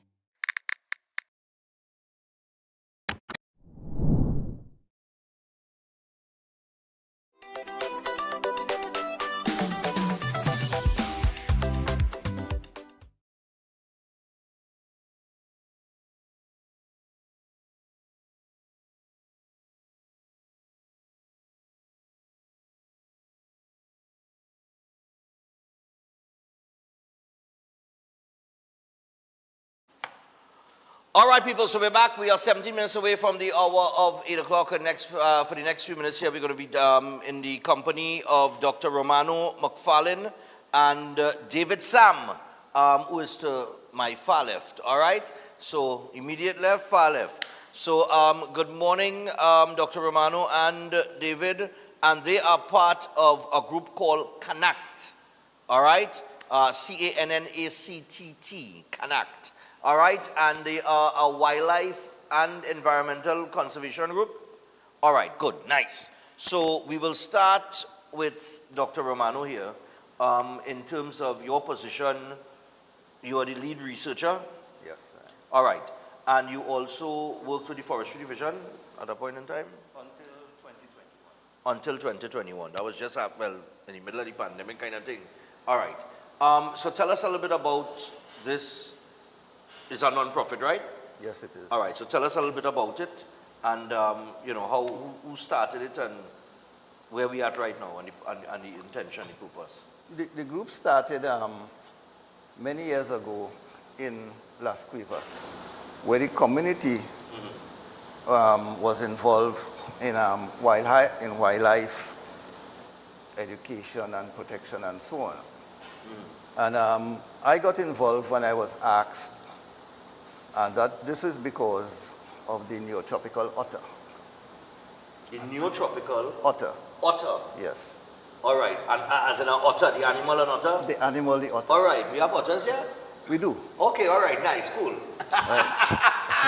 all right, go ahead. In discussion with the group, they were originally known as Texas Wildlife Organization. Texas Wildlife Organization, okay. So the name was changed to CANACT because of the direction we are looking to go. Okay. And CANACT really stands for Community Advocates for Native Neotropical Animal Conservation in Trinidad and Tobago. Okay.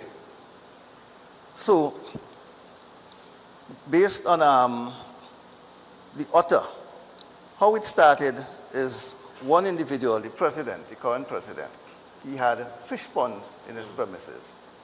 And the otters came from the surrounding environment and started to eat his fish. So rather than getting rid of the otter, he said he has to find a way that both humans, the community, and the otters must exist. Or yeah, because most people will try to kill the otter. Right. I'll get to... They are trapped or some kind of thing, or try to poison the otter, right? Yeah. Right. 2 weeks ago, an otter was encountered by a facility in La Brea, and the otter was beaten. By the time it was rescued and taken to the Emperor Valley Zoo, it didn't survive. Okay. Now, otters, Trinidad is the only island of the insular Caribbean where otters can be found. Serious? Yes. Like And to have... I didn't know, Chef, you knew that? Yeah. I didn't know anything about that. Yes. All right, yeah, And go to ahead. have such an animal here, we should be taking care of it because it's, according to the IUCN, it is near threatened. Also, it's on the endangered list. Sort of, it's not endangered. Uh-huh. It's near threatened. Near threatened. Okay. So, because they have low population densities, and the population themselves are usually low. Okay. So that's like a double whammy. You'll have like between 3 and 6 individuals within a linear kilometer of waterway. Okay. So low population density and low population numbers. And because their environment has to be very specialized, you have to be careful now with human activity. Okay. Agricultural production, expansion for hotels, etc. Right. Even for human existence, for houses and so on. You have to be careful. All right. Now, what the group have been doing, we have targeted the school in the area, Las Cuevas Government School. All right. And we looked at the third term of the school year. After that common entrance period, which is in the second term, and put in a program for that school. The first 3 weeks were planning, and the fourth week, you had El Socorro Wildlife Center came in and did a display for those children between the infants and up to standard 3. Okay. And on that same day, standard 4 and 5 were taken to the University Field Station and to the Emperor Valley Zoo. Okay. The week after, which is last week, you had Technology Day. Next week, there'll be 2 presentations, one on the Paui and one on the Neotropical otters. All right. The week after would be Tree Planting Day. Okay. And then the next 3 weeks, you'll have what you call Nature Corner. Oh, so you'll have a series of activities that will For be that held whole... okay. For that period. Right. And a lot of neotropical animals, especially those that are from the area, would be used. In the Nature Corner, you'll have like the freshwater prawns from the rivers close by. Right. You'll have the songbird, the semp, and teachers are trained to guide the students how to make observation of these animals and take notes and compare their observations, which will be done at the end of the term, and there'll be an evaluation on week 12. Okay, so this is the work that is taking place with the Las Cuevas government. Las Cuevas Right. Government School. So this is a whole project. Yes, it that, is. that has been launched here. Yes. All right. I want to bring David in on the conversation. David, what's your position with CANACT? I am a trustee, but I am also one of the water specialists on board. The water specialist. Yes. Right, because I was seeing the amount of different types of water. Correct. Environmental water, amongst other things. I did not know we had so many different types of terminologies of water do we have? Oh gosh, we have a whole plethora. You could go agricultural water, environmental water, this domestic water, wastewater, recreational water. Recreational water. You understand? So it's a wide gamut. Water is water, you know, once it comes through a pipe, I'm glad. You know what I mean? And its relevance to this CANACT program and project is that, remember, we have chosen the tropical otter as our mark. So they exist in a riverine environment. Okay. Throughout the whole reach of the river. Right. And the reach of a river is from ridge to reef. If you know the North Coast, Las Cuevas, we're going from Modbot. And you're close to 900 meters, 920 meters, down to sea level in a very short distance. And that is where the otter exists. And of course, development in certain areas changes the natural water course. As the program proceeds with the educational program, we want to introduce a water component at some point in time. because that goes hand in hand with the observations in the field. You want to know what activities you're doing in the river, what competing uses you have for that same resource, because fresh water is very, very rare. It only, I think, forms 1% of the water on the earth. Okay. As water vapor, as clouds, and as lakes and so on, and as rivers, only 1%. And a place like Las Cuevas, which is self-contained, there are about 3 or 4 sources of water.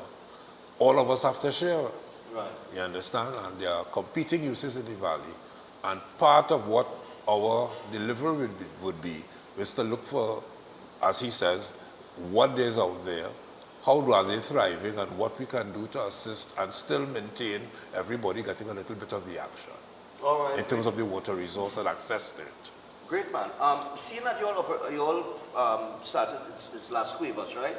I know that Las Cuevas is also known for the leatherback turtle nesting area. Nesting area. Yes. Are you all involved in that as well, in terms of? No, we are not involved in it, but it's a neotropical animal. Right.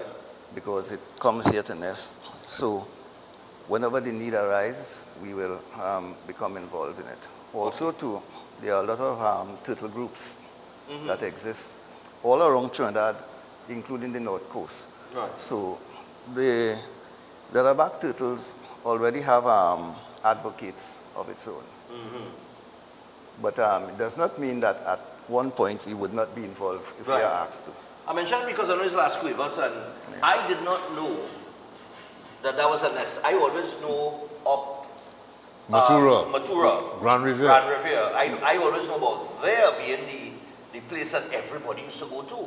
I didn't know that they come up in Las Cuevas as well until about last year. I learned that. I'm not going to say much, but yeah. What I can tell you is that turtles that have been tagged have shown to lay in Matura, Las Cuevas, on the North Coast, and Grand Riviere. Right. Those are turtles that when you check them, you see they have been laying to all these 3 places. So okay. In terms of birds, you all part, I know you mentioned the 7 just now, right? Yes. But I know we have a huge bird watching facility here. Trinidad and Tobago is one of the places that we ought to open up as a tourist attraction of sorts, is the bird watching. So, I mean, you all involved in anything like that too? well, I used to be a tour guide in my recent past.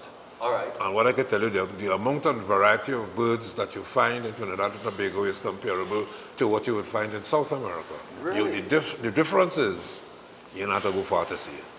The difference is you don't have to go far To see it. to see it. Yeah, because you could go to do bird watching in Guyana and end up 100 miles, 200 miles inside the Essequibo River, going deep. But in Trinidad, you could go east or right, and within 40 acres, you could see quite a wide variety of species. Okay, great, man. I just think that is something that we need to look at as a tourist attraction. there's a bird on our program next week, the Pawi. So Professor Emeritus Gary Garcia will be giving a lecture on the Pawi to the school next week. Okay, brilliant. So the Pawi's a bird. Yeah. All right. So it's one of our endangered crassids. Okay. So that one endangered. It is. Okay. It is. People still hunt them. And it's iconic. It's one of our 2 galliforms. The other one is the Capricorn in Tobago. Okay. They are sort of miniature, well, not miniature, but small wild turkeys. You could look at it. So it's one of our targeted species. Okay, brilliant. All right. So, well, what we want to let people know today is obviously the programs that you all have. Yes. All right. So tell us a little bit about those programs.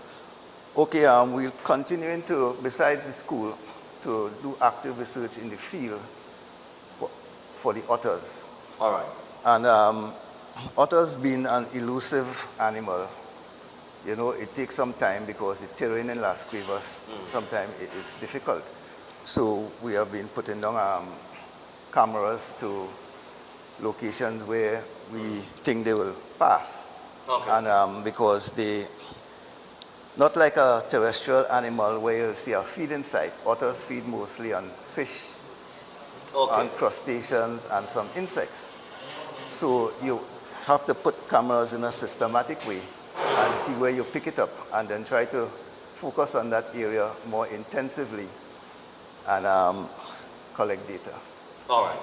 And you said that no, you were working with Las Cuevas Government School for now, but you are looking to expand this to other schools.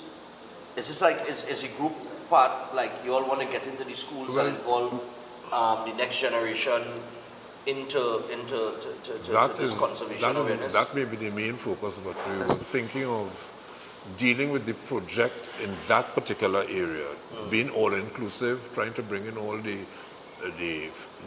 stakeholders in an effort to promote and get a success-based effort so that we could use that model to go elsewhere. Of course, we have to integrate with other groups, wildlife people, hunters and the association. Right, the hunters, the Hunters Association, because we don't have hunting season. No, well, those are the stakeholders there, and and if they find a way to network, that way the information flows. And the more we can discover about the otter and its environment, as he says, he's talking about remote sensing, we don't have to be there.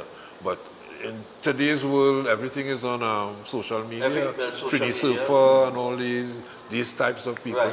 I hope that we could catalog our work in that way, so that when we come here again, we could give you some audio visual to go with it.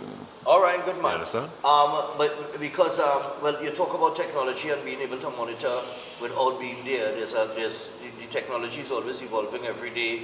You have all of these different things with the artificial intelligence that seems to be upgrading faster than we could, you know what I mean, than we could advance. It advances at a rate of knots. So the tools are there, but access to those tools by the organization, I would imagine, is more of a financial part. Correct. In terms of sponsorship and so on and so forth.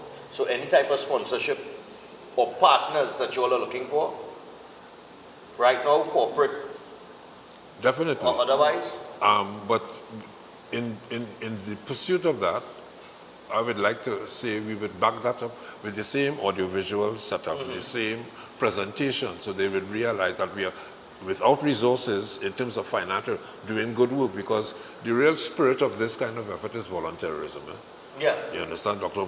McFarlane has his own thing, I have my own task, and yet we take our expertise to contribute to making our nation better by putting emphasis and teaching the next generation or the younger generation. Hopefully that will Doppler, and that model can be followed elsewhere and reach countrywide. All right, brilliant, man. Yeah. And how do how do people get in contact with you guys? And well, how do you get in contact? You have website, social media? Well, it's through the president. He's based in Las Cuevas. Right. We are in the process, it's still a work in progress. And the final organizational structure has to come. But because of the need to educate the public about what happened with that otter 2 weeks ago, we have been forced to come out here and make mention of these things. Right. Right? But we're still a work in progress, and these things will come on stream, and the public will know about it when that happens. All right, so it is CANACT, and they are a conservation group, of course, non-profit. A lot of, well, boy, always, how hard is this again, volunteers, man, just before we run out of time here. How about volunteers will you have right now? Because you talk about it being something that you got to volunteer for. You have to love it. That's what I'm saying, you had to be into it. You had to have a natural love and a passion for this type of work in order to get involved in groups and organizations like yourself. But is the awareness in terms of everything that all the different conservation things that you all deal with, is that awareness there amongst I know it wouldn't be there amongst the wider population because people just go about the business they don't care, right? Rainy season go come, you'll see 1,001 plastic bottle float up in the river and on the side of the road. We you know what I mean? People just don't pay attention to these things, the vast majority of them. But to me, it seems like the generation that is coming up now seem to be more environmentally aware than my generation. Let me put it that way. Would that be an accurate statement? Is the interest there? Well, that has happened because of things like as how we take this thing to the school. Right. Right? It wouldn't happen overnight. Some persons may be environmentally conscious and try to impart this thing on their children. But it has to be mainstream. It has to be in the institutions. It has to be in the schools. Okay. So we are hoping that other schools come on board with a program like this. Okay. You went through the Ministry of Education? Yes, the Ministry of Education is involved. Our partnership, about 8 entities, the Ministry of Education, CANACT, UWI School of Education, Right. UWI Faculty of Agriculture, El Socorro Wildlife Center, the Las Cuevas community, including the PTA, Okay. and the Open School of Tropical Science and Production, and Eximfauna 2014. All right, so all of them involved? All Currently. involved. All right, but you're still looking for more partners, of course, to come on board and so on and so forth. Yes, so we that do. You build it into a stronger organization, and your reach is across the wider population as well in all different parts of Trinidad and Tobago. Because we talked a lot about the North Coast, but we have a lot of different forested areas all over. Yes, North Coast is just the beginning, Yeah. the genesis. Right. So we hope there will be a radiation from that from that epicenter. and expand it Yes. out. Okay. So people, it is CANACT, and go find out what they're about. You all have social media, Facebook, Instagram? That is to come. All right. But if I would like to take the opportunity to thank some of the... Yeah, go ahead. Right. First and foremost, I would like to thank the current Minister of Agriculture and Fisheries, Senator the Honorable Ravi Ratiram, who ensured the transportation for those children to make that field trip to the zoo and to the field station. And Professor Emeritus Gary Wayne Garcia was instrumental in pulling all the groups together. Okay. Dr. Vishal Ramjatan, who substantive post is a curriculum officer for agriculture in the Ministry of Education, but currently seconded to the UWI School of Education. Right. And Mr. Ricardo Hospitalis, a retired instructor at University of Trinidad and Tobago. All right, brilliant, man. So all of them would have played a part in this? Yes, yes. All right, great, man. All right, people, it is CANACT, and of course, Dr. Ricardo and David Romano. here. Huh? Romano, sorry, I mean Ricardo, I renaming the man, yes, right? Dr. Romano, and of course David Sam, part of the organization. It's all about conservation, so be aware, you know what I mean, and contribute. There's all different types of conservation, whether it is wildlife, environmental, water, you know what I mean, whatever, you know what I mean, it spans, it's wide. So make sure, and, you know, just start to be a little more aware of your surroundings and your environment, so that, you know what I mean, we could preserve it for generations to come. We have to take a break. I want to thank you guys for coming on. We're going to take a little break, and when we come back, we got some birthdays and we wrap things up. Chef will join me, all right? So stay tuned, we'll be back after this.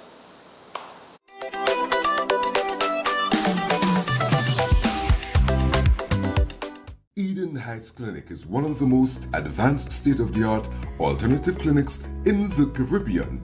They offer a dynamic combination of life-changing treatments, including prolozone therapy, live blood analysis, halotherapy, limb bagging, nutritional programs, colon hydrotherapy, weight loss programs, oxygen baths, and more. Their professional doctors, Drs. Carlos Navarro, Brangwin Navarro, and Brian Thompson provide consultation services in areas of diabetes detox programs, arthritis, sports injuries, heart disease, high blood pressure, persons suffering with knee, shoulder, and back pain. At Eden Heights Clinic, they understand that your health is your wealth. Get in touch with them to determine which service is the right choice for you.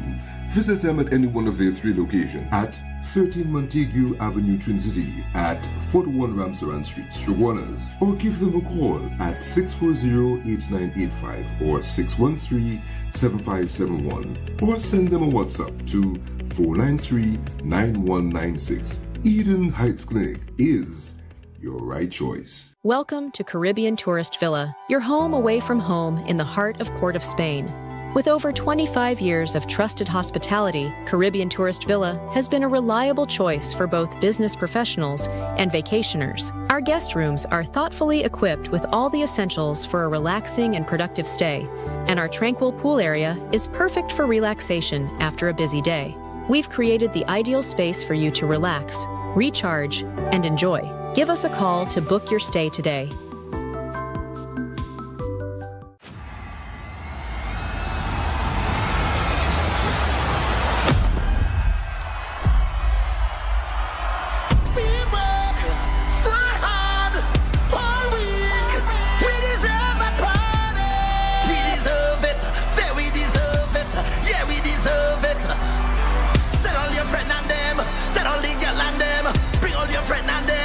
Let's get it started. I say, whoa yo, also come and take a jump and let we start it by the drum, let we start it by the drum.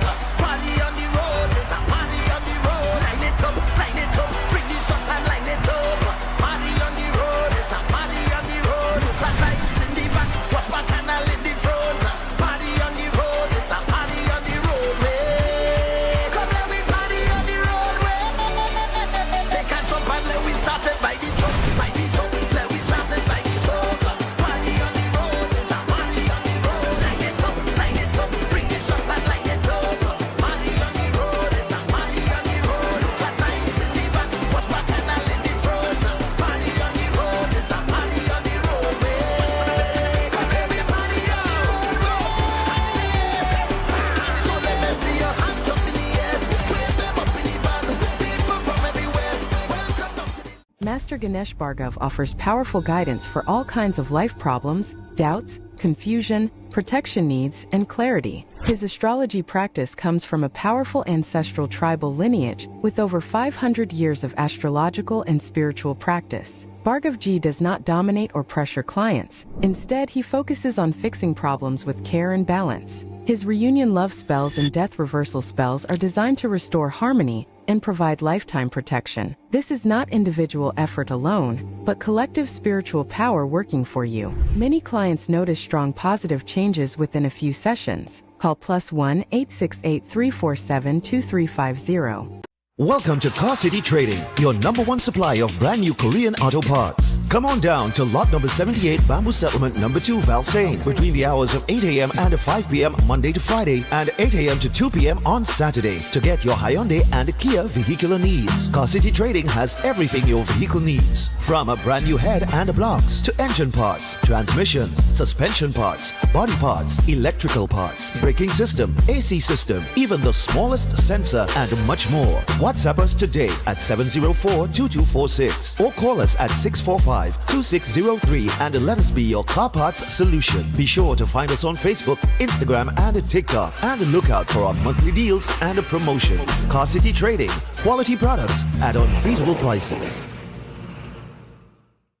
Greetings to you all in the wonderful name of our Lord and Savior, the sweet rose of Sharon and the Prince of Peace, Christ Jesus. I am Ezekiel Johnson Fort, and I am pleasured to inform you of the newest branch of the Christian Union Church, Trinidad and Grenada District, San Juan Revival Ministries. If you are desiring prayer, healing, or that closer connection to the Heavenly Father, then the place to be is at San Juan Revival Ministries. And allow me to ask you one question.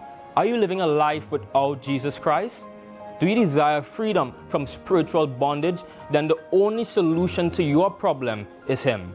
In the book of Matthew, chapter 11 and verses 28, it says, "Come unto me, all ye that labor and are heavy laden, and I will give you rest." And this is mostly speaking to those of you who are Christians and you might not have a place to fellowship. Come.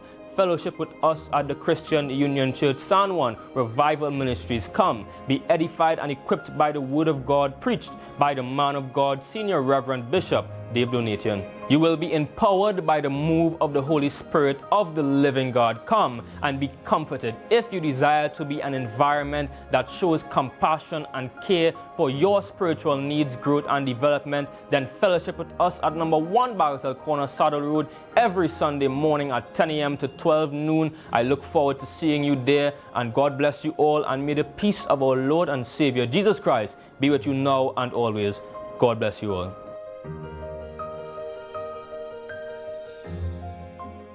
If you're planning an event, make us your first option.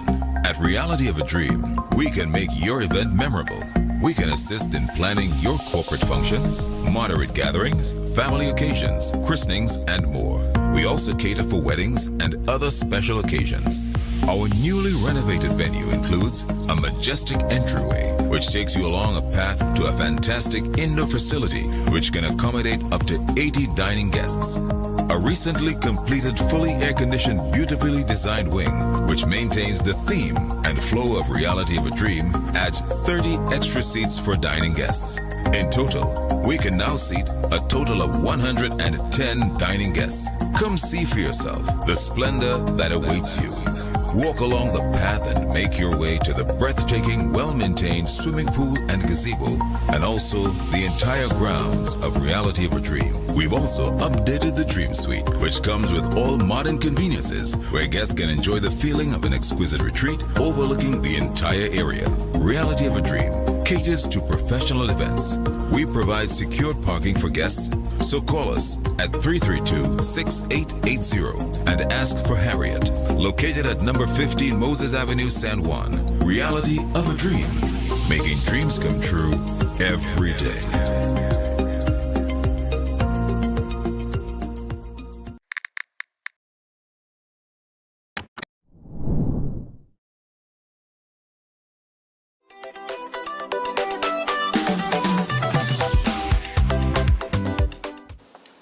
All right, people, so we're back, and we're about to wrap things up. We got some birthdays to get to, but before we get to the birthdays, Dr. Romano McFarlane and Dr. David Sam, well, they are specialists in their field, right?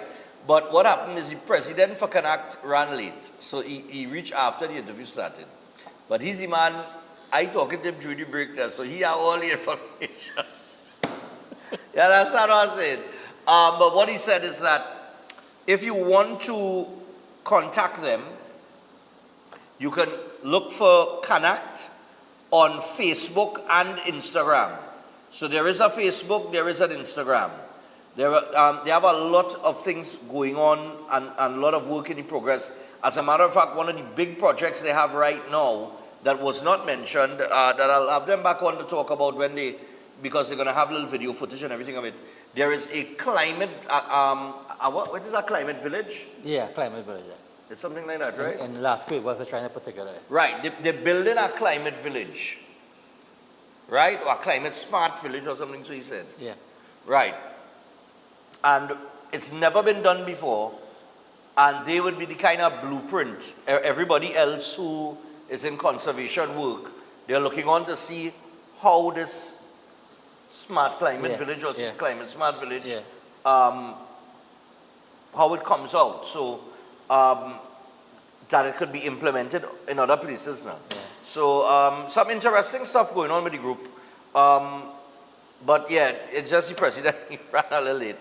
But you can contact them outside of their Facebook and Instagram. You can contact them on the following number. It is 478-0701. That is 478-0701. All right? Climate Smart. That is it. A Climate Smart Village. A Climate Smart Village. That is it. Yeah. Right? And Climate Smart Agriculture. Everything will be inside of that village there. Everything's going to be climate smart. Yeah. So it have a lot of things. That seems to be a very interesting project. I could really have them back on to give us a little update on that at a time down the road. All right. So I tell you what. We got some birthday, chef? Yep. Yeah. Yeah. I think I gotta stop eating shrimps. Shrimps. Shrimps. Man says shrimps, yes? Shrimps, you know? Okay, so here we go. Good morning, Breaking On family. I would like to wish Man on the Ground a happy birthday. He will celebrate his birthday on the Sunday, the 17th of May. Wishing him all the best. Many more years to come. He is truly an amazing person. That is Man on the Ground. That is Man on the Ground. That is the man. To the last caller, that is the man who say if the woman put a nipple in the water, the child will surface. That is the man. That is the man there. So now you know. Man on the Ground, you say that on a morning where your face could be all over TV, boy. Alright, so happy birthday to you, my brother. Enjoy it. But would like to send birthday greetings today to Janelle, coming from her mom Christine and her kids Kimani and Kayomi. The best daughter that a mother could ask for. Happy birthday, Janelle. And she's an Exodus player too. Big band. Big band. Hold on to that, Juvon Stewart.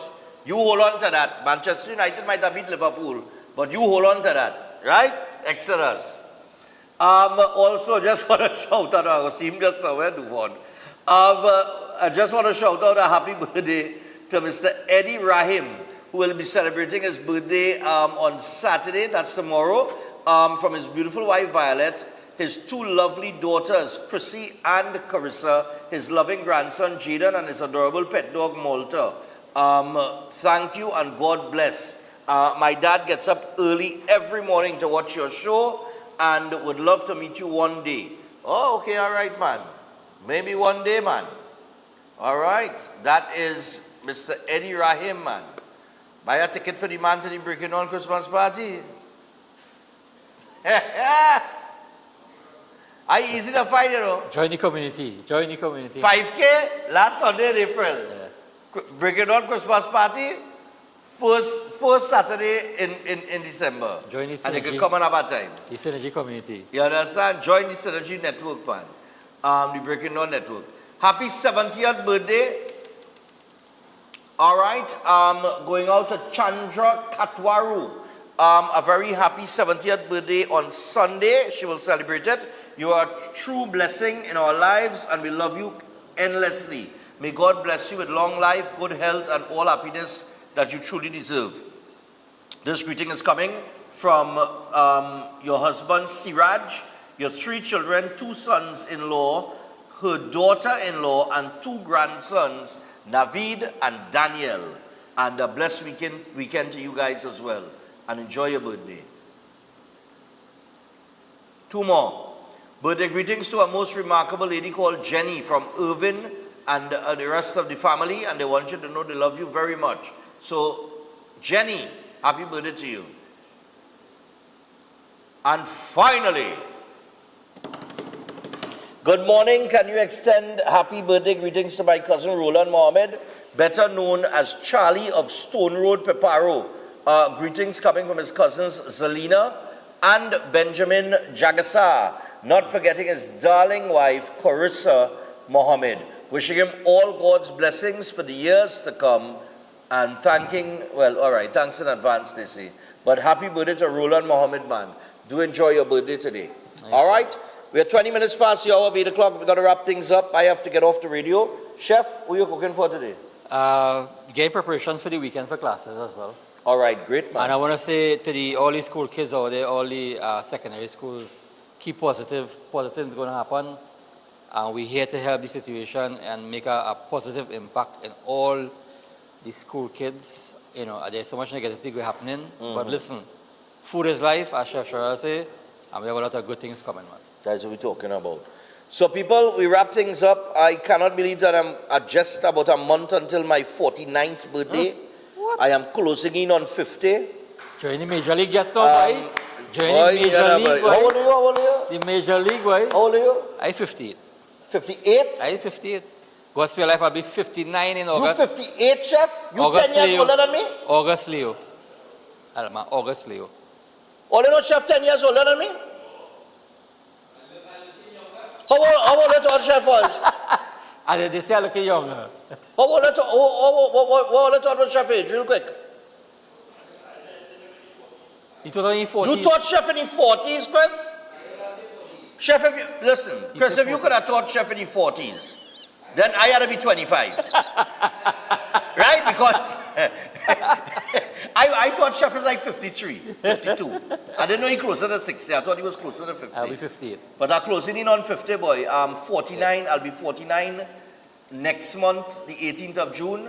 And I don't know, boy, as I'm closing in on 50, I'm just getting nostalgic, boy. Things are strange. Yeah, strange. I just started, last night I watching Jewel on the Nile, a 1985 movie. What is wrong with me? And you're enjoying it? You're enjoying it, eh? Yeah, I enjoy it, boy. The memories, boy, I could have remember back in the day. Anyway, let me go. We not time. People, Monday, we do this all over again. From studio in Trinidad. We are not leaving the country until July. Enjoy us while we're here.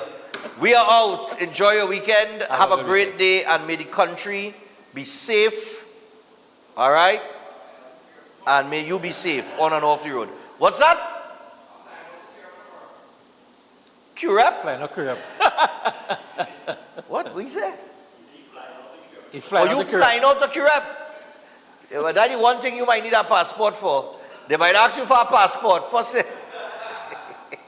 Anyhow, we got people. Enjoy your day. I hope that this morning was informative. Take it back, take it in again, that 36-minute documentary. Understand deeply, go deeper. Don't just scratch the surface. Understand that we have a deeply rooted problem that we didn't even start to pull out the root yet. You understand what I'm saying? Because that is 27 years ago that those scenarios played out, and we're still seeing it today. So you have to ask yourself, with all the billions of dollars that we have spent in national security, where did it go? Why are we still in neutral? Or maybe going in reverse? Monday, people, we out.